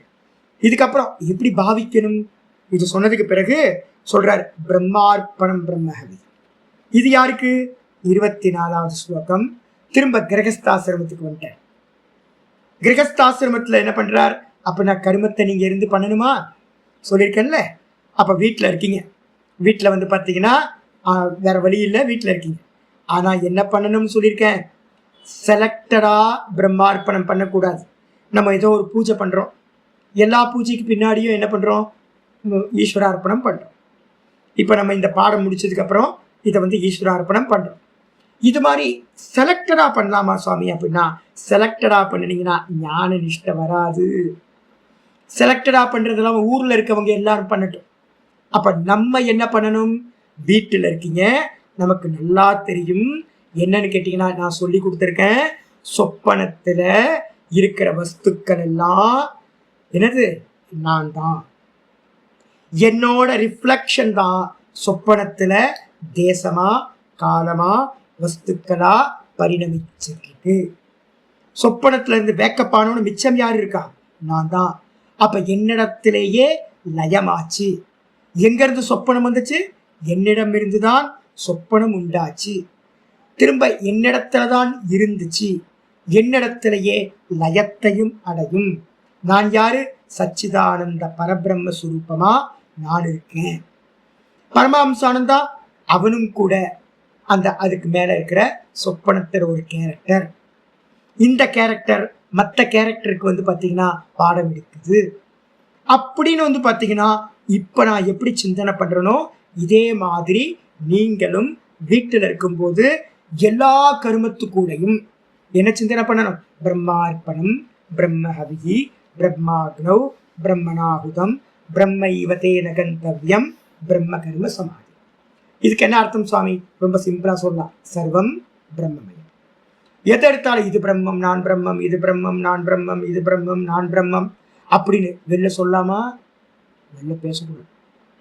வெளியில இந்த விஷயத்த பேசவே கூடாது. பாவிக்கணும் உள்ளுக்குள்ளார. எல்லாம் நான் தான். வாசுதேவ சர்வம். இது எல்லாம் நான் தான். வாசுதேவனா தான் நான் இருக்கேன். வாசுதேவன் தான் இது எல்லாமா இருக்கு. Time matter space. நம்ம சினிமாவில் பார்க்குறோம். சினிமாவில் தெரிகிற எல்லாமே எது? ஸ்கிரீனுக்கு கண்ணியமா இல்லவே. அப்ப எல்லாம் கல்பிதம். அப்ப யாரு அப்படின்னு கேட்டீங்கன்னா ஸ்கிரீன் மட்டும்தான் இருக்கு. எல்லா ஆபரணங்களும் உண்மை இல்லை. வாஸ்தவத்துல எல்லா ஆபரணங்களும் தங்கமா தான் இருக்கு அப்படின்னு ஒரு ஞானத்தை எடுத்துக்கிட்டு இப்ப நீங்க வீட்டுல இருக்கீங்க. இப்ப நான் கிரகஸ்தாசிரமத்துல இல்லாம நான் இதுல இருக்கிறதுனால, சன்னியாசத்துல இருக்கிறதுனால என்னால அதிகமா பண்ண முடியும். இப்ப நீங்க என்ன பண்ணுவீங்க? நான் பண்றதுல ஒரு பாதியாவது பண்ண முடியும். அப்போ என்ன பண்ணணும்? கிரகஸ்தாசிரமத்துல இருக்கிறவங்களுக்கு பிரம்மார்ப்பணம் பிரம்ம ஹவின்னு யஜ்யத்தை எல்லாத்துலயும் யஜ்யபாவம் பண்ணுங்க அப்படின்னு 24 சொல்லிடுச்சு. 18 ஞானம். அதுக்கப்புறம் 20 என்னது அப்படின்னா கிரகஸ்தாசிரமம். 20க்கு அப்புறம் 24 கிரகஸ்தாசிரமம். அதுக்கப்புறம் 21 22 சந்நியாசாசிரமம். சொன்னதுக்கு பிறகு ஆச்சாரியார் 32 சொன்னார். நீங்க பார்த்தீங்கன்னா எந்த கர்மம் வேணா பண்ணீங்க வீட்டில இருந்து. எல்லா கர்மமும் எங்கிருந்து உண்டாச்சு? நம்ம ஏற்கனவே பார்த்துருக்கோம். 3:27 பிரகிருதி கிரியமானானி குணை கருமானி சர்வசர். எல்லா கருமங்களும் குணங்களோட காரியம். பிரகிருதி பார்த்தீங்கன்னா 3 குணங்கள் எல்லா காரியத்தையும் செய்கின்றன அப்படின்னு தெரிஞ்சிருக்கும். அப்ப தெரிஞ்சுக்கிட்டு பார்த்தீங்கன்னா இங்க திரும்பவும் வராரு. எல்லா கருமங்களும் 24 பிரம்மார்ப்பணத்துல இருந்து ஆரம்பிச்சு மொத்தம் 25ல இருந்து 30 ஸ்லோகம் வரைக்கும் 5-6 ஸ்லோகத்துல யஜ்யத்தோட வர்ணனைகள் எல்லாம் சொல்லிட்டு எல்லா யஜ்யங்களிலும் எத்தனை யஜ்யம் பார்த்தோம்? 12 யஜ்யம் பார்த்தோம். இந்த 12 யஜ்யத்துல எல்லா யஜ்யங்கள்லயும் சிறந்தது எது அப்படின்னா ஞான யஜ்யம் தான். என்ன ஞான யஜ்யம் அப்படின்னு கேட்டீங்கன்னா, நான் கர்த்தா இல்லை, நான் போக்தா இல்லை. அதை பார்த்தீங்கன்னா சொல்றதுக்காக 32வது ஸ்லோகத்துல என்ன சொல்லிச்சு அப்படின்னா, நீங்க எதை வேணாலும் பண்ணீங்க, எந்த கர்மமா இருந்தாலும் அது எல்லாம் எதுல இருந்து உண்டானது அப்படின்னா யஜ்யங்கள் எல்லாம் கர்மஜான் வித்தி தான் சருவான். கர்மத்தை பாவனை மாத்தினீங்கன்னா யஜ்யம். அப்போ ஒரு பெர்சன் 2 பேர் ஒரு கர்மத்தை பண்றார். ஒருத்தர் பூஜை பண்றார், இன்னொருத்தரும் அதே பூஜையை பண்றார். ஆனா 2 பேருக்கும் டிஃப்ரெண்ட் எங்க இருக்கு? ஒருத்தர் ஈஸ்வரார்ப்பணமா எனக்கு ஒண்ணு வேணான்னு பண்றார், இன்னொருத்தர் எனக்கு இந்த பலன் வேணும் இந்த பலன் வேணும்னு பண்றார். 2மே கர்மமா? வெளியில இருந்து பாக்குறவங்களுக்கு 2ம் ஒரே மாதிரி தெரியும். ஆனா ஒருத்தருக்கு நிஷ்காமம், ஒருத்தர் பாத்தீங்கன்னா சகாமம் இப்படி பண்றார். அப்ப வெளியில இருந்து தெரியாது. அப்ப வெளியில இருந்து பாக்குறீங்கன்னா கர்ம யோகம் கூட என்னது? வாஸ்தவத்துல யஜ்யமும் கூட கர்மம் தான். அப்ப எல்லா கர்மங்களும் எல்லா யஜ்யங்களும் கர்மம் என்று அறிந்து கொள்ள வேண்டும். கர்மம் யார் பண்றா? அவித்யா பண்ணுது அப்படின்னு தெரிஞ்சுக்கிட்டு அப்படின்னு 4:32 சொல்றேன். அதுக்கப்புறம் சர்வம் கர்மாக்கிலம் பார்த்த ஞானே பரிசமாப்பியத்தைன்னு 33 சொன்னார். எல்லா கர்மங்களும் எதுக்காக? நல்லா தெரிஞ்சுங்க. வேதத்துல பார்த்தீங்கன்னா கர்ம காண்டம், உபாசனா காண்டம், ஞான காண்டம் 3 ஸ்டெப்பா சொல்லப்பட்டிருக்கு. கர்மங்களும் உபாசனைகளும் எதுக்காக அப்படின்னா ஞானத்தை அடைகிறதுக்காக தான். இப்போ இந்த கீதால திரும்ப உங்களுக்கு நான் சொல்லிக்கிட்டே இருக்கேன். நான் கர்த்தா இல்லை, கர்த்தா இல்லை, கர்த்தா இல்லை, நான் ஜீவன் இல்லை, ஜீவன் இல்லை, ஜீவன் இல்லை, நான் யார்? சச்சிதானந்த ஸ்வரூபம்.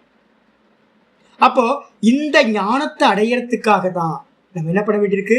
டிராவல் பண்ண வேண்டியிருக்கு. அப்போ அதனால எல்லா கருமங்களும் எங்க முடிவடையுது அப்படின்னா ஞானே பரிசமாப்பியதே சொல்றோம். நான் கீழே இருந்து பார்த்தீங்கன்னா என்னோட ஃப்ளோர் பார்த்தீங்கன்னா 2nd ஃப்ளோர் டெரஸ்ல இருக்கேன். அப்போ என்ன அர்த்தம்? ஸ்டெப்ஸ் ஸ்டேர் கேஸ்ல ஏறுறோம்னு வச்சுக்கோங்க. ஸ்டேர் கேஸ்ல ஏறுறோமே, ஒவ்வொரு படிப்படியா ஏறுறோம். சுவாமி எப்போ சுவாமி இந்த படி முடியும் அப்படின்னு யாராவது கேட்டாங்கன்னா மேலே போகணும்னு முடிஞ்சிடும். அப்ப கடைசி ஸ்டெப் இருக்கு பாத்தீங்களா, கடைசி ஸ்டெப்ல டெரஸ் வந்துருது. அந்த டெரஸ் வந்தோடனே இந்த ஸ்டெப்ஸ் என்ன ஆயிடுச்சு, ஸ்டேர் கேஸ் வந்து பாத்தீங்கன்னா முடிவடைந்து விட்டது. புரியுதா உங்களுக்கு? அப்போ எது வரைக்கும் சுவாமி டிராவல் பண்ணுவோம், போட்ல எப்போ டிராவல் பண்ணுவோம், எது வரைக்கும்? அப்ப நான் கரை வர வரைக்கும். கரை வந்தோடனே போட்டை விட்டுட்டு இறங்கிட வேண்டியதுதான். புரியுதா உங்களுக்கு? அப்போ எல்லா யஜ்யங்களும் ஞானத்துக்கான தகுதியை உண்டு பண்ணுது. அப்போ ஞானம் வந்துருச்சு அப்படின்னா தேவையில்லை. டெரஸ்க்கு வந்தாச்சு அப்படின்னா மாடிப்படி அவசியம். கரை சேர்ந்தாச்சு அப்படின்னா போட்டு அவசியம். அப்போ வந்து பார்த்தீங்கன்னா எல்லாம் எதுக்காக அப்படின்னா சாத்தியத்தை அடையிறதுக்காக தான் எல்லா சாதனங்களும். சாதனமா இருக்கிறது எல்லாம் வந்து பார்த்தீங்கன்னா பியூரிஃபிகேஷன் பண்ற கர்மா. அப்ப கர்மங்களோட பர்பஸ் என்னன்னு கேட்டீங்கன்னா யஜ்யமா பண்றதுனால பியூரிஃபிகேஷன் கொடுத்து ஞானத்தை வந்து பார்த்தீங்கன்னா உதயம் பண்றதுக்கு ஹெல்ப் பண்ணுது. அப்போ எல்லா கர்மங்களும் எல்லா யஜ்யங்களும் கர்மம் தான். அது எல்லாம் எங்க முடிவடையுது? ஞானத்துல முடிவடையுது. இப்ப நானே வந்து பார்த்தீங்கன்னா ஏதோ ஒரு 15 நாள் லீவ் போட்டு நான் உட்காடுறேன்னு வச்சுங்களேன், போதும் ஒரு 15 நாள் லீவ் எடுத்துக்கிட்டு சாம எங்கேயாவது ஏகாந்தமா போய் உட்காந்துருவோம் அப்படின்னு உட்காந்துட்டு வந்து கிளாஸ் எடுக்கலான்னு ஒருவேளை திரும்ப வந்தேன்னா கிளாஸ் நடக்கும், இல்லைன்னா என்ன ஆகும், முடிச்சு போயிடும். அப்போ நீங்க பண்ணதெல்லாம் எங்க சாமி முடிச்சுது அப்படின்னா, நான் பண்ண எல்லா கர்மங்களும், எல்லா தபஸா இருக்கட்டும், தானங்களா இருக்கட்டும், சேவைகளா இருக்கட்டும், மானச ஜபங்களா இருக்கட்டும், எல்லாம் எங்க முடியுது? தான்ல நிக்க ஆரம்பிச்சா அதுல எல்லாம் முடிஞ்சு விடுது. அப்ப எல்லாமே எதுக்கு அப்படின்னா எல்லாமே தான்ல நிக்கிறதுக்காக தான். எல்லாமே அந்த தான் சச்சிதானந்த பிரம்மம், அகர்த்தா அபோக்தா அப்படின்னு தெரிஞ்சுக்கிறேன். இதை சொன்னதுக்கு பிறகு ஞானாக்னி சர்வ கர்மாணி, இந்த ஞானம் ஒருத்தருக்கு வந்துச்சு அப்படின்னா அது என்ன பண்ணுனா, ஆச்சாரியார் 4:37 சொல்ற சர்வ கர்மங்களும் என்ன ஆயிடும்? என்னென்ன கர்மங்கள் இருக்கு ஞானிக்கு அப்படின்னு கேட்டீங்கன்னா, அகம்லயே நின்று அகண்டானுபூதி ஒருத்தருக்கு உண்டாச்சு அப்படின்னா என்ன ஆகும்? சஞ்சிதத்தில் இருக்குல்ல கர்மா, அது மொத்தமும் எரிஞ்சு சாம்பல் ஆயிடும். அதுக்கப்புறம் இந்த ஞானத்தை அடையறதுக்கு முன்னாடி பிறந்ததுல இருந்து கர்மா பண்ணியிருப்போமா? இப்ப நான் வந்து பாத்தீங்கன்னா போய் உட்கார்றேன், உட்கார்ந்து ஒரு 55 வயசுல வந்து பாத்தீங்கன்னா ஒரு அனுபூதி பண்றேன்னு வச்சு, நல்ல நிஷ்ட கை கூடி நான் நான்ல நிக்க ஆரம்பிச்சிட்டேன். அப்போ 55 வயசு வரைக்கும் பண்ண கர்மங்கள் இருக்குல்ல, அதெல்லாம் ஆகாமின்னு பேர். அதுவும் என்ன ஆயிடும்? நஷ்டமாயிடும். பிராரப்தம் வாஸ்தவத்துல அவனோட நிலையில பிராரப்தமும் ஞானிக்கு இல்லை, அதுவும் சேர்ந்துதான் நஷ்டமாகுது. ஆனா வெளியில இருந்து பாக்குறவங்களுக்கு அவரோட தேகம் இருக்கும் சாகர காலம் மட்டும் கர்மம் முடிகிற வரைக்கும். அப்போ எல்லா கர்மங்களும் எரிஞ்சு சாம்பலாயிடுது ஞானத்துல. அதுக்கப்புறம் வந்து பாத்தீங்கன்னா அவன் திரும்ப பிறப்பதில்லை. அப்ப அதான் சொல்லியிருக்கு, ஞானாக்னி சர்வ கர்மாணி பஸ்மசாத் குருத்தே அர்ஜுன அப்படின்னு 4:37 சொன்னார். பஸ்மசாத் குருத்தே, எல்லாத்தையும் எரிச்சு சாம்பல் ஆக்கிடுது அப்படின்னு. அதுக்கப்புறம் 4:41 சொன்னார், ரொம்ப எலாபரேட்டா சொல்லிட்டு வர 4:41 சொன்னார். அப்போ இந்த ஞானத்தை அடையறதுக்கு முதல் ஸ்டெப் என்னது அப்படின்னா 4:41 சொன்னார், கர்மயோகத்தை பண்றதுக்காக யோகோ ஆத்திஷ்ட. அதனால்தான் சொல்றாரு யோக இல்ல எது இருக்கு, ஞானாக்னி யோக சந்நியஸ்த கர்மானாம் இருக்குல்ல, யோக சந்நியஸ்த கர்மானாம் 41 இருக்கு. யோக சந்நியஸ்த கர்மானம் என்ன பண்ணு அப்படின்னு கேட்டீங்கன்னா, யோகத்தினால என்ன பண்ணணும்? முதல்ல பண தியாகம் பண்ணு, அதுக்கப்புறம் வந்து பார்த்தீங்கன்னா கர்மத்தை தியாகம் பண்ணு. அதுக்கப்புறம் கர்மத்தை தியாகம் எப்படி பண்ண? ஈஸ்வரன் மேல வச்சிரு. அதுக்கப்புறம் யாரும் கர்த்தா இல்லை, மாயா பண்ணுது அப்படின்னு எல்லா கர்மங்களையும் தூக்கி ஈஸ்வரன் மேல போட்டு அதுக்கப்புறம் கர்மத்தை என்ன பண்ணுது? நாசம் பண்ணிட்டு சன்னியாசம் பண்ணிட்டு அகர்த்தா போக்தான்னு இரு அப்படின்னு சொல்லிட்டு வந்து பாத்தீங்க அப்படின்னா 41 வந்து பாத்தீங்கன்னா சொல்லியிருக்கு. இது வரைக்கும் ஆச்சாரியா சொல்ற இத்தியாதி அந்தை ஆச்சாரியர் என்ன பண்றாரு அப்படின்னா 4:18 ஆரம்பிச்சு 4:41 முடிய இருக்கிற வச்சனங்களால் சர்வ கர்ம சந்நியாசம் அவோச்சத்து பகவான்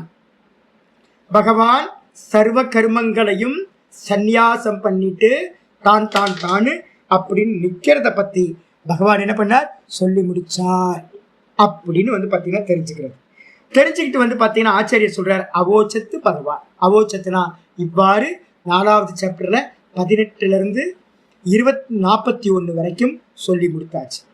முடிச்சோன்னே ஆச்சாரியர் என்ன பண்றார், அடுத்த பாஷை ஆரம்பிக்கிறார். சித்வைனம் சம்சயம் யோகம் ஆதிஷ்ட. 42வது ஸ்லோகத்துல என்ன சொன்னார் அப்படின்னு கேட்டீங்கன்னா, சித்வைனம் சம்சயம் யோகம் ஆதிஷ்ட. முக்கியமா சொன்னார், எல்லா சந்தேகங்களையும் குருநாதர் மூலமா கேட்கிற ஞானத்து மூலமா சிரவணம் பண்ணு, மனனம் பண்ணு, அதுக்கப்புறம் யோகத்தில் வந்து பார்த்தீங்கன்னா நிற்பாயார், நான் கர்த்தா இல்லை போக்தா இல்லை. அதுக்கு என்ன சுவாமி பண்ணணும், இந்த ஞானத்தை எல்லாத்தையும் நாசம் பண்ணிட்டு என்ன பண்ணணும், ஆத்ம தியானத்துல உட்காரணும். அதுக்கு முதல் ஸ்டெப் என்ன அப்படின்னா, ஏ அர்ஜுனா யோகம் ஆதிஷ்ட. முதல் ஸ்டெப் யோகத்தை பண்ணு. என்ன யோகம், கர்ம யோகம். அது மட்டும் இல்ல, கர்ம அனுஷ்டான லட்சணமா இருக்கக்கூடிய, அதான் சொல்ற யோகம் ஆதிஷ்ட இது 42வது ஸ்லோகத்துல அனேன வச்சனேன யோகம் ச கர்ம அனுஷ்டான லட்சணம் தெளிவா சொல்லிட்ட. ஏ அர்ஜுனா, உனக்கு முதல் ஸ்டெப் என்னது, கர்மயோகம். இப்ப போய் இவன் என்ன கேட்டிருந்தான் ஞாபகம் இருக்கா உங்களுக்கு, நான் காட்டுக்கு போய் பிக்ஷை எடுத்து தெரியலாம் அப்படின்னு அவன் கேட்டிருந்தான் முதல் அத்தியாயத்திலேயே. அப்போ ஆச்சாரியர் இங்க பதில் சொல்றார், நீ என்ன பண்ண அப்படின்னா இவ்வளவு ஸ்டெப்ஸ் இருக்குப்பா.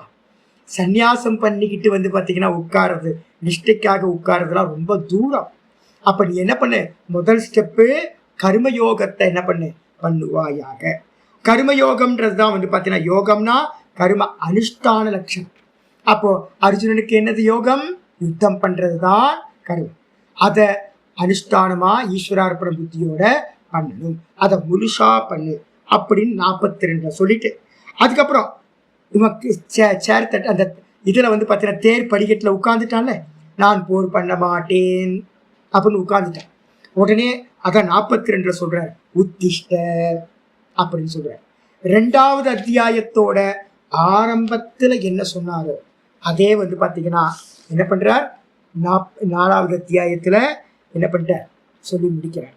எங்க வந்துச்சு பாத்தீங்கன்னா தெரியும், 2வது அத்தியாயத்துல என்ன பண்ணார், உத்திஷ்ட அப்படின்னு ஒரு வார்த்தை வந்துச்சா, கிளைபியம் மாஸ் பகம பார்த்த நைதத் வையுபத்யத்தை க்ஷுத்ர ஹிருதய தௌர்பல்யம் தியக்துவோத்திஷ்ட பரந்தபன்னு 2:3 சொல்லிச்சு. 2:3 எந்திரிச்சு போர் பண்ணு, யுத்தம் பண்ணு அப்படின்னு சொன்னதை என்ன பண்றார், இவ்வளோ விஸ்தாரமா 4 எங்க வந்திருக்கு 42 வரைக்கும் சொல்லியாச்சு. அப்ப ஸ்டெப்ஸ் என்ன, கர்மயோகத்தை பண்ணு, கர்மத்தை பண்ணு, கர்ம யோகமா பண்ணு, கர்ம பலனை தியாகம் பண்ணு, கர்மயோகத்தை கர்ம பலனை தியாகம் பண்ணிட்டு கர்மத்தையே தியாகம் பண்ணு அப்படி. அப்ப நான் உங்களுக்கு சொல்லும் போது இந்த பாஷ்யம் ஆரம்பிக்கிறதுக்கு முன்னாடி நான் என்ன பண்ணேன், 3:8, 3:9, 3:19, 3:30 சொன்னேன். அந்த 3:30 இருக்கிறத ஆச்சாரியர் என்ன பண்ணிட்டாருன்னா 18 இருந்து ஆரம்பிச்சு 42 ஸ்லோகம் 4வது அத்தியாயத்திலேயே என்ன பண்ணிட்டார், எல்லாத்தையும் சொல்லி முடிச்சிட்டார். அப்போ 4:42 இவ்வளவு சொல்லியாச்சு. இதை வந்து பார்த்தீங்கன்னா அனுதிஷ்டத்தை இது உக்தமா இந்த விதமா 42வது ஸ்லோகத்துல என்ன பண்ணார், எந்திரிச்சு வந்து பார்த்தீங்கன்னா கர்மயோகத்தை பண்ணு அப்படின்னு சொல்லி முடிச்சார். இந்த இடத்துல ஆச்சாரியார் கேள்வி கேட்க ஆரம்பிக்கிறார். தயோகோ உபயோகோச்ச, இந்த 2ல அப்போ 2 விஷயத்தை ஆச்சாரியார் பேசிக்கிட்டே வரார். ஒன்று கர்மயோகம், இன்னொன்று வந்து பார்த்தீங்கன்னா ஞான யோகம். ஞான யோகம்னா என்ன சொல்றோம், சர்வ கர்மத்தையும் தியாகம் பண்ணிட்டு என்ன பண்றது, அகமகமகம்ல நிற்கிறது. கர்மயோகம்னா என்னது, அவங்கவுங்க சுதர்மத்தை பலனை ஆசைப்படாம பண்றது. இந்த 2 விஷயங்கள் இருக்கு, கர்மயோகம் அதுக்கப்புறம் ஞான யோகம். ஞான யோகத்துல தான் சர்வ கர்ம சந்நியாசம் வருது. அப்போ இந்த 2 வந்து பாத்தீங்கன்னா தயோகோ உபயோகோச்ச கர்ம அனுஷ்டானம் இது யோகம் வந்து, அதுக்கப்புறம் கர்ம சந்நியாச யோகோ கர்மத்தை தியாகம் பண்றது. இந்த 2 என்னது, என்ன மாதிரி சந்நியாசம் பண்றது, இல்லைன்னா உங்களை மாதிரி வீட்டில் இருந்துக்கிட்டு கர்ம யோகத்தை பண்றது. இந்த ரெண்டுத்துல வந்து பார்த்தீங்கன்னா பண்ண முடியுமா சுவாமி? அப்ப நான் ஒரே ஆள் பண்ண முடியுமானா ஸ்திதி கதிவத் பரஸ்பர விரோதாத். இதை ஹைலைட் பண்ணிங்க. யாரெல்லாம் வந்து பார்த்தீங்க அப்படின்னா மனனம் பண்றீங்களோ அவங்களுக்கு இந்த முக்கியமான சில ஆச்சாரியோட பாஷ்யத்துல சில வரிகள் இருக்கு. ஸ்திதி கதிவத்து. ஸ்திதி கதிவத்துனா என்ன அர்த்தம்? ஸ்திதின்றதுக்கு அர்த்தம் நிற்றல், கதின்றதுக்கு அர்த்தம் போறது, வாக்கிங் பண்றது. ஒரு ஆள் என்ன பண்ண முடியாது? நிற்கிறவன் நடக்க முடியாது, நடக்கிறவன் நிற்க முடியாது, ஏக்க சமயத்துல சம்பவிக்க முடியாது. நான் நடந்துகிட்டே நிக்கிறேன் சுவாமி, நான் நடந்துகிட்டே நிக்கிறேன் சுவாமி சொல்ல முடியுமா யாராவது? விரோதம் இருக்கா இல்லையா? சுவாமி நான் ஓடிக்கிட்டே நிக்கிறேன் சுவாமி. ஓடிக்கிட்டே நிக்கிறியா? எப்படிப்பா ஓடிக்கிட்டே எப்படி நிற்க முடியும்? நான் வாக்கிங் பண்ணிக்கிட்டே நான் என்ன பண்றேன்? நின்றுகிட்டு இருக்கேன் சார். என்னையா பரஸ்பர விரோதமாச்சு கேள்வி கேட்போம் நம்ம. அப்போ என்னன்னு கேட்டீங்கன்னா பரஸ்பர விரோதா, ஒண்ணுக்கு ஒண்ணு முரண்படுத. நடக்கிறது ஓடுறதுன்றது வேற, ஒரு இடத்துல நிக்கிறதுன்றது அச்சலமா நிக்கிறதுன்றது வேற. ஏக்கேன சக கர்த்தும் அசக்கியத்துவார். ஏக்கம்னா என்ன அர்த்தம்? ஒரே பெர்சனால, யுகப்பத்து ஒரு வார்த்தை சேர்த்துக்கணும், ஒரே மனிதனால் ஒரே சமயத்துல நிற்றல், அதுக்கப்புறம் வந்து பார்த்தீங்கன்னா செல்லுத, வாக் பண்றது, அதுக்கப்புறம் ஒரே இடத்துல நிற்கிறது அசையாம.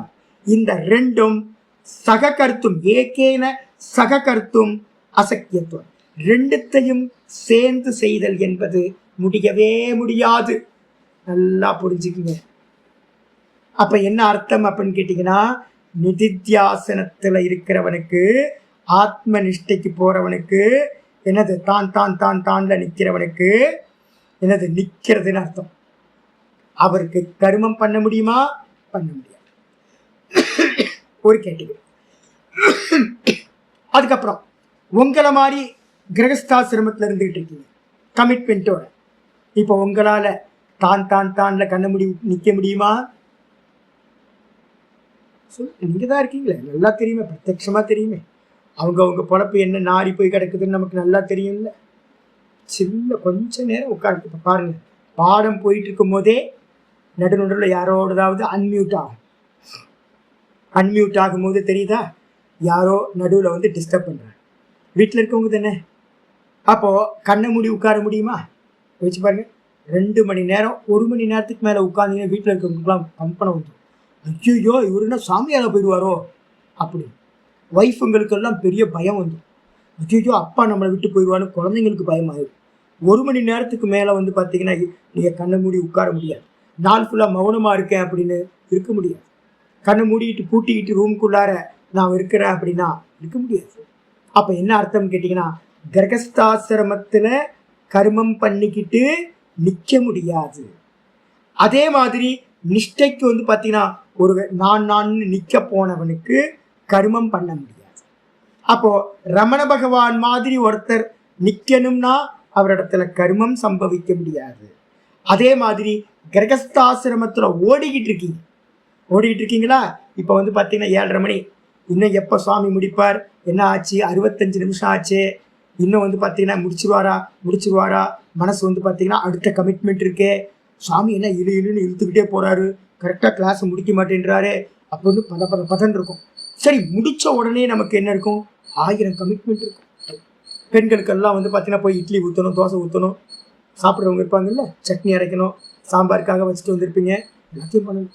அப்போ இதை இப்போ நம்ம கிளாஸில் பண்ணதை, சாமி கிளாஸ் ரொம்ப ஆனந்தமாக இருக்கு, அப்படியே உட்காந்துட்டு சாமி, உட்காந்து வந்து பார்த்தீங்கன்னா மணி போனதே தெரியல சாமி, 11 மணிக்கு தான் எந்திரிச்சோம் சாமி, சொல்ல முடியுமா உங்களால்? அப்போ என்ன அர்த்தம்னு கேட்டிங்கன்னா, கமிட்மெண்ட் இருந்தால் தானில் நிற்க முடியாது. அப்போ கிரகஸ்தாசிரமத்தில் இருக்கிறவங்க ஓடிக்கிட்டு இருக்கிறவங்க தானில் நிற்க முடியாது. அதே மாதிரி ரமண பகவான் மாதிரி யாராவது நிஷ்டைக்காக ஒருத்தன் உட்கார்ந்துருந்தான் அப்படின்னா கொஞ்சம் சுகம் வந்துருச்சுன்னா, நான் அதான் உங்களுக்கு எல்லாத்துக்கும் சொல்லியிருக்கேன்ல, மக்காரம் பண்ணாதீங்க, ஓங்காரத்தில் மக்காரம் பண்ணாதீங்கன்னு சொல்கிறேன். அதே மாதிரி ஓங்காரத்தை பண்ணும்போதும் 16 மாத்திரைக்கு மேலே ஓங்காரத்தை பண்ணாதீங்கன்னு சொல்கிறேன்ல. எதுக்காக சொல்கிறோம் தெரியுங்களா? கொஞ்சம் மௌனம்லாம் தீர்க்க மௌனம்லாம் இருக்காதீங்க. சிரவண காலத்திலையோ மனன காலத்திலையோ நீண்ட நாள் மௌனம் இருக்காதீங்க. ஏன் அப்படின்னா மனனம் கம்ப்ளீட் ஆனதுக்கு பிறகு மௌனம் இருந்தீங்கன்னா ஈஸி, அதுக்கப்புறம் பண்ண வேண்டிய ஒன்றும் இல்லை. அதே நேரத்தில் சிரவண காலத்தில் மௌனம் பண்ணினீங்கன்னு வச்சுங்க, ஓம்காரத்தை மகாரத்தை அதிகமாக பண்ணுறீங்கன்னு வச்சுங்க, உள்ள சுகம் தெரிய ஆரம்பிச்சு. ஒருத்தனுக்கு உள்ள சுகம் தெரிய ஆரம்பிச்சிச்சுன்னா, சும்மா இருக்கிறதுல சுகம் தெரிஞ்சதுன்னா அவனால் கர்மம் பண்ணவே முடியாது. அப்போ என்ன அர்த்தம்னா, சும்மா இருந்து பழகினவனுக்கு கர்மம் சம்பவிக்க முடியாது.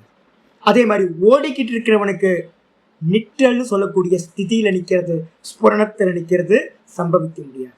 இது ரெண்டும் பரஸ்பர விரோதா. ஆச்சாரிய தெளிவாக சொல்லிட்டேன். பரஸ்பர விரோதம், ஒன்றுக்கொன்று விரோதமானது. ஏக்கேன சக கர்த்தும் அசக்கியத்துவம். ரெண்டுத்தையும் ஒரே புருஷன் பண்ண முடியாது. அதுக்கப்புறம் சொல்றது காலேன காலபேதேனச்ச அனுஷ்டான விதக அதிஷ்டான விதான அனுஷ்டான விதானாத் அர்த்தாத் ஏதையோகம். அதாவது காலபேதேனச்ச அனுஷ்டான விதான அபாவாத். ரொம்ப தெளிவாக சொல்கிறேன். ஒருத்தர் இப்போ நான் தான் உங்களுக்கு பார்த்தீங்கன்னா ஸ்டெப்ஸை பிரித்து சொல்கிறேன். ஸ்டெப்ஸை பார்த்தீங்கன்னா இப்போ நான் உங்களுக்கு ஆரம்பத்திலிருந்தே சொல்லிட்டு இருக்கேன். கர்மம் பண்ணுங்க, கர்ம யோகம் பண்ணுங்க, அதுக்கப்புறம் மனசில் சத்துவம் நல்ல சமத்துவம் வரும்போது, சமத்துவம் தான் கோல். சமத்துவம் வந்ததுக்கப்புறம் என்ன பண்ணணும், விட்டுறணும். விட்டுட்டு பார்த்தீங்கன்னா மானச கர்மத்தில் உள்ளே போயிடணும்.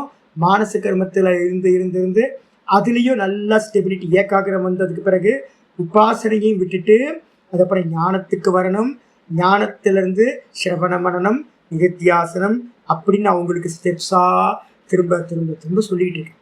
ஆனால் யாராவது ஸ்லோகமாக எடுத்து ஆச்சாரியரோட அனுகிரகம் இல்லாமல் ஸ்லோகமாக எடுத்து பார்த்தாங்கன்னு வச்சுங்க, இப்போ நான் சொல்கிற ஸ்டெப்ஸ் ஏதாவது இருக்கா யோசிச்சு பாருங்க. நான் சொன்னேன்ல 4வது அத்தியாயத்தில் 20வது ஸ்லோகம் 20வது ஸ்லோகம் கிரகஸ்தாசிரமத்துக்கு 21, 22 பார்த்தீங்கன்னா அதுக்கு சன்னியாசிக்கு அப்படின்னு பிரித்து நான் சொல்கிறேன்ல. இந்த ஸ்டெப்ஸ் பார்த்தீங்கன்னா பகவத்கீதா ஸ்லோகத்தில் இருக்கானா இல்லை. ஏன் இல்லை அப்படின்னா குரு பரம்பரையில் தெரியும் அப்படின்றது அவருக்கு தெரியும். முன்னாடி காலத்தில் லைஃப் ஸ்டைல் இருந்துச்சு, அதனால தெரியும். இப்போ பார்த்தீங்கன்னா லைஃப் ஸ்டைல் இல்லை. இப்போ முன்னாடி 5000 வருஷத்துக்கு முன்னாடி கீதாச்சாரியார் சொல்லும் போது பார்த்தீங்கன்னா இதெல்லாம் புரிஞ்சுப்பாங்க யார் யாருக்கு இந்த ஸ்லோகம்னு அவர் சொல்லலை. அப்போ என்ன அர்த்தம் அப்படின்னு கேட்டிங்கன்னா, இந்த விஷயத்தை கால பேதேனச்ச அனுஷ்டான விதான அபாவாத் ரொம்ப தெளிவாக சொல்கிறார். ஸ்லோகத்தில் எதுவுமே முதல்ல கர்மயோகம் பண்ணு, அடுத்தது என்ன பண்ணு, சமத்துவம் வரட்டும், அதுக்கு அடுத்தது கர்மத்தை தியாகம் பண்ணு, அதுக்கப்புறம் சிரவணம் பண்ணு, அதுக்கப்புறம் மனனம் பண்ணு, அதுக்கப்புறம் ஆத்ம தியானத்தை பண்ணு அப்படின்னு எங்கேயுமே விதிக்கப்படவில்லை. அப்போ நீங்கள் சொல்கிறதெல்லாம் எங்கே சுவாமி? பரம்பரையில் குரு சிஷ்ய பரம்பரை மூலமாக இப்படி தான் மீனிங் எடுக்கணும் அப்படின்னு சங்கரர், வியாசர், வசிஷ்டர் இது மாதிரி பெரியவங்களோட சொல்லி கொடுத்த ஸ்டெப்ஸு. ஆனால் ஸ்லோகத்தில் பார்த்தீங்கன்னா இந்த விதி இல்லை. அதனால் பார்த்தீங்கன்னா அர்த்தாத் என்ன அர்த்தம் சொல்கிறீங்க? ஏத்தையோகோ அந்நியத்தர கர்த்தவிய பிராப்தோ சத்யா. அப்போ என்ன எடுத்துக்கிறது அப்படின்னா, ஒருத்தன் கர்மயோகம் பண்ண, நான் தான் சொல்கிறேன், கர்மயோகமாக இருக்கட்டும், பக்தி யோகமாக இருக்கட்டும், ஞான யோகமாக இருக்கட்டும், இது எல்லாம் ஸ்டெப் பை ஸ்டெப்பாக ஸ்டேர் கேஸில் நடந்து மேலே அடையிற மாதிரி. ஒரே மனுஷனுக்கு எல்லாத்தையும் ஒவ்வொரு காலத்தில் அனுஷ்டானம் பண்ணணும். கிரகஸ்தாசிரமத்தில் 40 வயசு வரைக்கும் நல்ல காமியத்தை கேட்டுங்க. நல்லா 40-45 வயசு வரைக்கும் என்ன பண்ணுங்க, தனம் தானியம் பகுபுத்திர லாபம் தீர்க்கமாயுகோ எல்லாத்தையும் கேட்டுங்க. ஏன்னா காமிய கருமங்கள் எல்லாம் 45 வயசு வரைக்கும் கிரகஸ்தாசிரமத்தில் இருக்கிறவங்களுக்கு. அதுக்கப்புறம் பார்த்தீங்கன்னா வானப்பிரஸ்தத்துக்கு வரும்போது என்ன பண்ணணும், 45 வயசுக்கு மேலே கேட்கவே கூடாது பகவான்கிட்ட. 40 வயசு 45 வயசுக்குள்ளார கேட்டுக்கலாம். ஏன்னா குழந்தைங்க இருக்குது, சொசைட்டியில் இருக்கீங்க, கேட்டுக்கலாம். அதுக்காக தான் காமிய பிரார்த்தனைகள்லாம் வச்சுருக்கு. அதுக்கப்புறம் மோட்ச மார்க்கத்தில் ஏறுறவன் என்ன பண்ணணும், 45க்கு மேலே 50க்கு மேலே குழந்தைங்களுக்கு கல்யாணம் ஆயிடுச்சு அப்படின்னா என்ன பண்ணுங்க, காமியத்தை ஃபுல்லா விட்டுருங்க, எதையுமே கேட்காதீங்க, வானப்பிரஸ்தாசிரமத்தில் இருந்துங்க. அதுக்கப்புறம் மெதுவா மெதுவா பக்குவப்பட்டு வானப்பிரஸ்தாசிரமத்தை உபாசனை தபஸ் பண்ணி பண்ணி பண்ணி வாங்க. வந்து பக்குவப்பட்டீங்கன்னா குருநாதர்கிட்ட போயிட்டு சன்னியாசத்தை எடுத்துக்கிட்டு சிரவணம் மனனம் நிதித்தியாசனம் இப்படியே டிராவல் பண்ணுங்கன்னு. இப்போ வந்து பார்த்தீங்கன்னா ஒரே பெர்சனுக்கு தான் ஒவ்வொரு காலத்துல ஒவ்வொரு விதமான அனுஷ்டானம். கிரகஸ்தனா இருக்கும்போது ஒரு அனுஷ்டானம், வானப்பிரஸ்தனா இருக்கும்போது ஒரு அனுஷ்டானம், சன்னியாசி ஆகும்போது ஒரு அனுஷ்டானம் அப்படின்னு வந்து பார்த்தீங்கன்னா ஒரே மனுஷனுக்கு சொல்லிக் கொடுக்கணும். ஆனா வந்து பார்த்தீங்கன்னா நிறைய பேர் என்ன புரிஞ்சுக்கிட்டாங்க தெரியுங்களா? ஆச்சாரியா சொல்றாரு, அந்நியத்தர கர்த்தவிய பிராப்தோ சத்தியம். அந்நியத்தரனா ஒருத்த கர்மயோகத்தை பண்ணட்டும் ஜீவனம் ஃபுல்லா, இன்னொருத்தன் ஞான யோகத்தை சரியா ஃபுல்லா ஜீவனம் வரைக்கும் பண்ணட்டும். ஒவ்வொருத்தருக்கும் ஒவ்வொரு யோகம். ஒருத்தன் பக்தி யோகத்திலேயே கடைசி வரைக்கும் போகட்டும். இப்போ நம்ம சொசைட்டியில என்ன பார்க்குறோன்னா இதை தான் பார்க்குறோம். ஸ்டேர் கேஸ் என்ன பண்ணிட்டாங்க, தனித்தனியா பிரிச்சுக்கிட்டாங்க. அப்போ என்ன ஆயிடுச்சு, காலம் முடிகிற வரைக்கும் இங்கே ஒரு அம்மா இருக்காங்க, நல்ல ஒரு ராமகிருஷ்ண மடத்தோட அம்மா, வயசு வந்து பார்த்தீங்க அப்படின்னா ஆல்மோஸ்ட் 80 இருக்குன்னு நினைக்கிறேன். ஐயோ என்ன இதுன்னு கேட்குறேன். நேற்று வந்து பார்த்தீங்கன்னா ஒரு ப்ரோக்ராம், என்னோட நண்பர் வந்து பார்த்தீங்கன்னா என் கூட சகப்பாட்டி, அவர் வந்து பார்த்தீங்கன்னா அந்த ப்ரோக்ராமுக்கு அவர் கெஸ்ட். அவர் வந்து பார்த்தீங்கன்னா அந்த அம்மாவை போய் பார்த்தார்.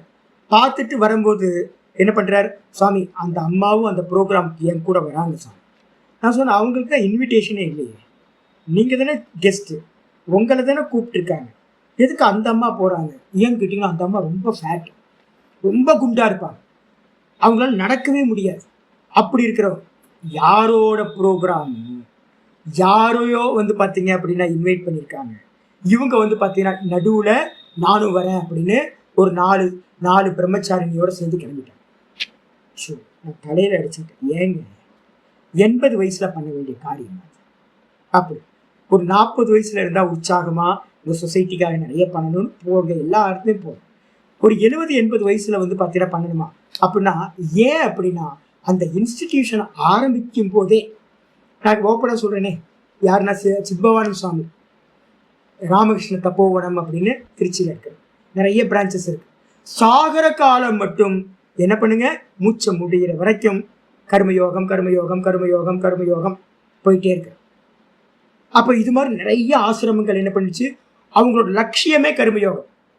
என்னங்க இது அநியாயமா இருக்குல்ல, ஒருத்தன் சாகர வரைக்குமா கர்மயோகத்தையே பண்ணி, அப்போ மற்ற ஸ்டெப்ஸ் எல்லாம் எப்போ அவன் போய் எப்போ வந்து பார்த்தீங்கன்னா ஞானத்தை அடைய முடியாமல் போய்.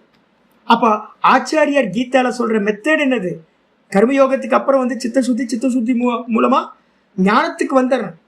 ஆனா இவங்க என்ன பண்ணிட்டாங்கன்னு கேட்டீங்கன்னா, அப்ப அந்த அம்மா பண்ணது சரியா அப்படின்னா அவங்க மனசுல பதிச்சு வச்சுட்டாங்க என்னன்னா உயிர் இருக்கிற வரைக்கும் கர்மயோகம். அப்போ அவங்க சுவாமி வந்து ஞான யோகத்துல இருக்காரே, அவங்க ஞான யோகத்துல இருக்கட்டும், நான் கர்மயோகத்துல இருக்கேன்.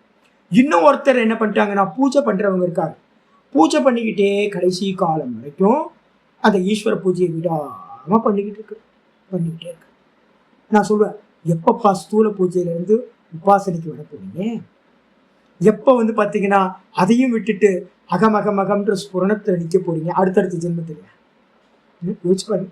அப்போ என்ன அர்த்தம்னு கேட்டிங்கன்னா, இங்கே என்ன பண்ணிட்டான், ஒரு தோசையை பிச்சு எடுத்துக்கிட்ட மாதிரி இங்கே இருக்கிறவங்க எல்லாரும் என்ன பண்ணிட்டாங்க, இந்த 2வது சாப்டர்லேருந்து 6வது சாப்டர் வரைக்கும் ஸ்டேர் கேஸ் மாதிரி ஒவ்வொரு ஸ்டெப் பை ஸ்டெப்பாக போய் ஒருத்தன் 6வது அத்தியாயத்தில் முக்தி அடைகிறத இவங்க என்ன பண்ணிட்டாங்க, கர்மயோகம் ஒருத்தருக்கு, இன்னொருத்தருக்கு பக்தி யோகம், இன்னொருத்தருக்கு ஞான யோகம்னு பிரித்து எடுத்துக்கிட்டு உலகம் ஃபுல்லாக.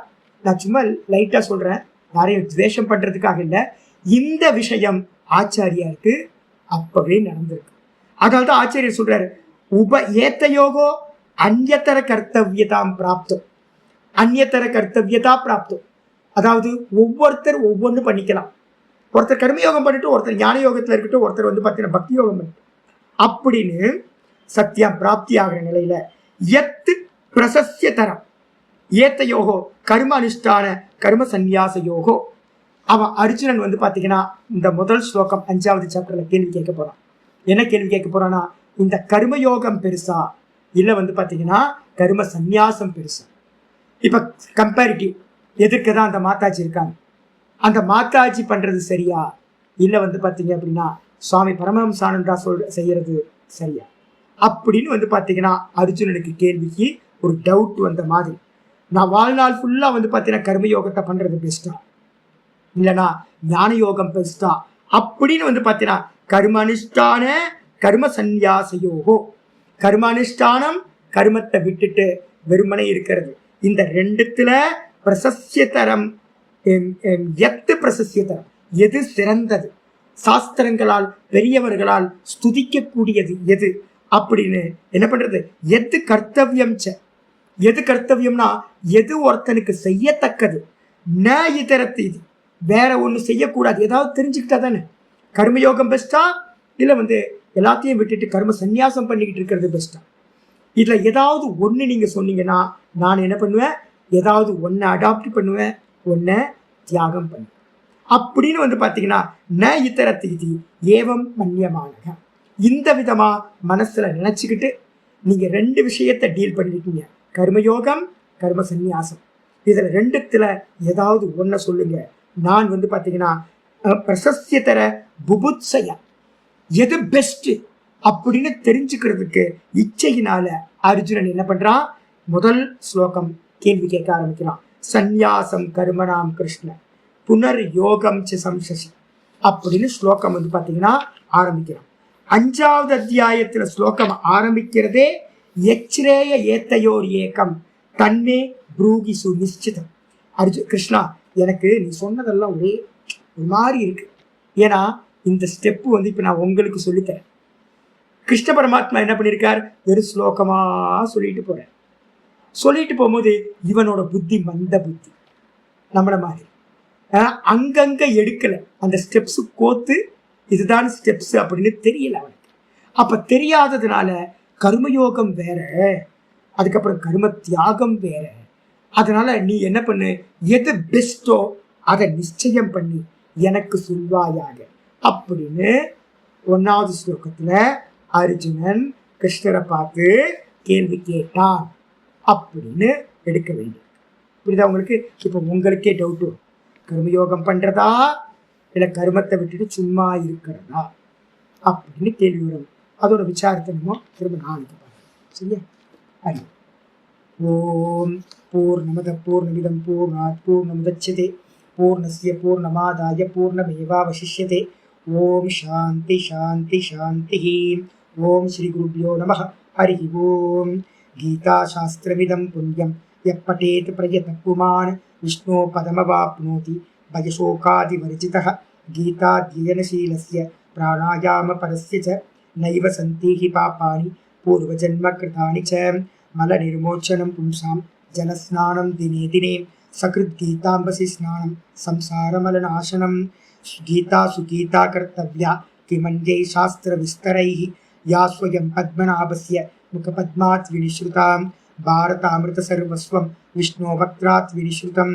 கீதா கங்கோதகம் பீத்வா புனர்ஜன்மன வித்யதே. சர்வோபனிஷதோ காவः தோக்தா கோபாலநந்தனः. பார்த்தோ வத்ச சுதீர் போக்தா दुग्धं गीतामृतं महत्. एकं शास्त्रं देवकी पुत्र गीतम् एको देवो देवकी पुत्र एव. एको मन्त्रस्तस्य नामानि यानि कर्माप्येकं तस्य देवस्य सेवा. इति श्रीमद्भगवद्गीता माहात्म्यं सम्पूर्णम्. ओम श्रीकृष्णाय परमात्मने नमः.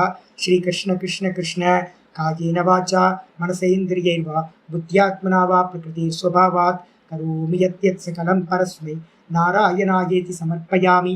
ओम तत्सत्. इति परब्रह्मार्पणमस्तु.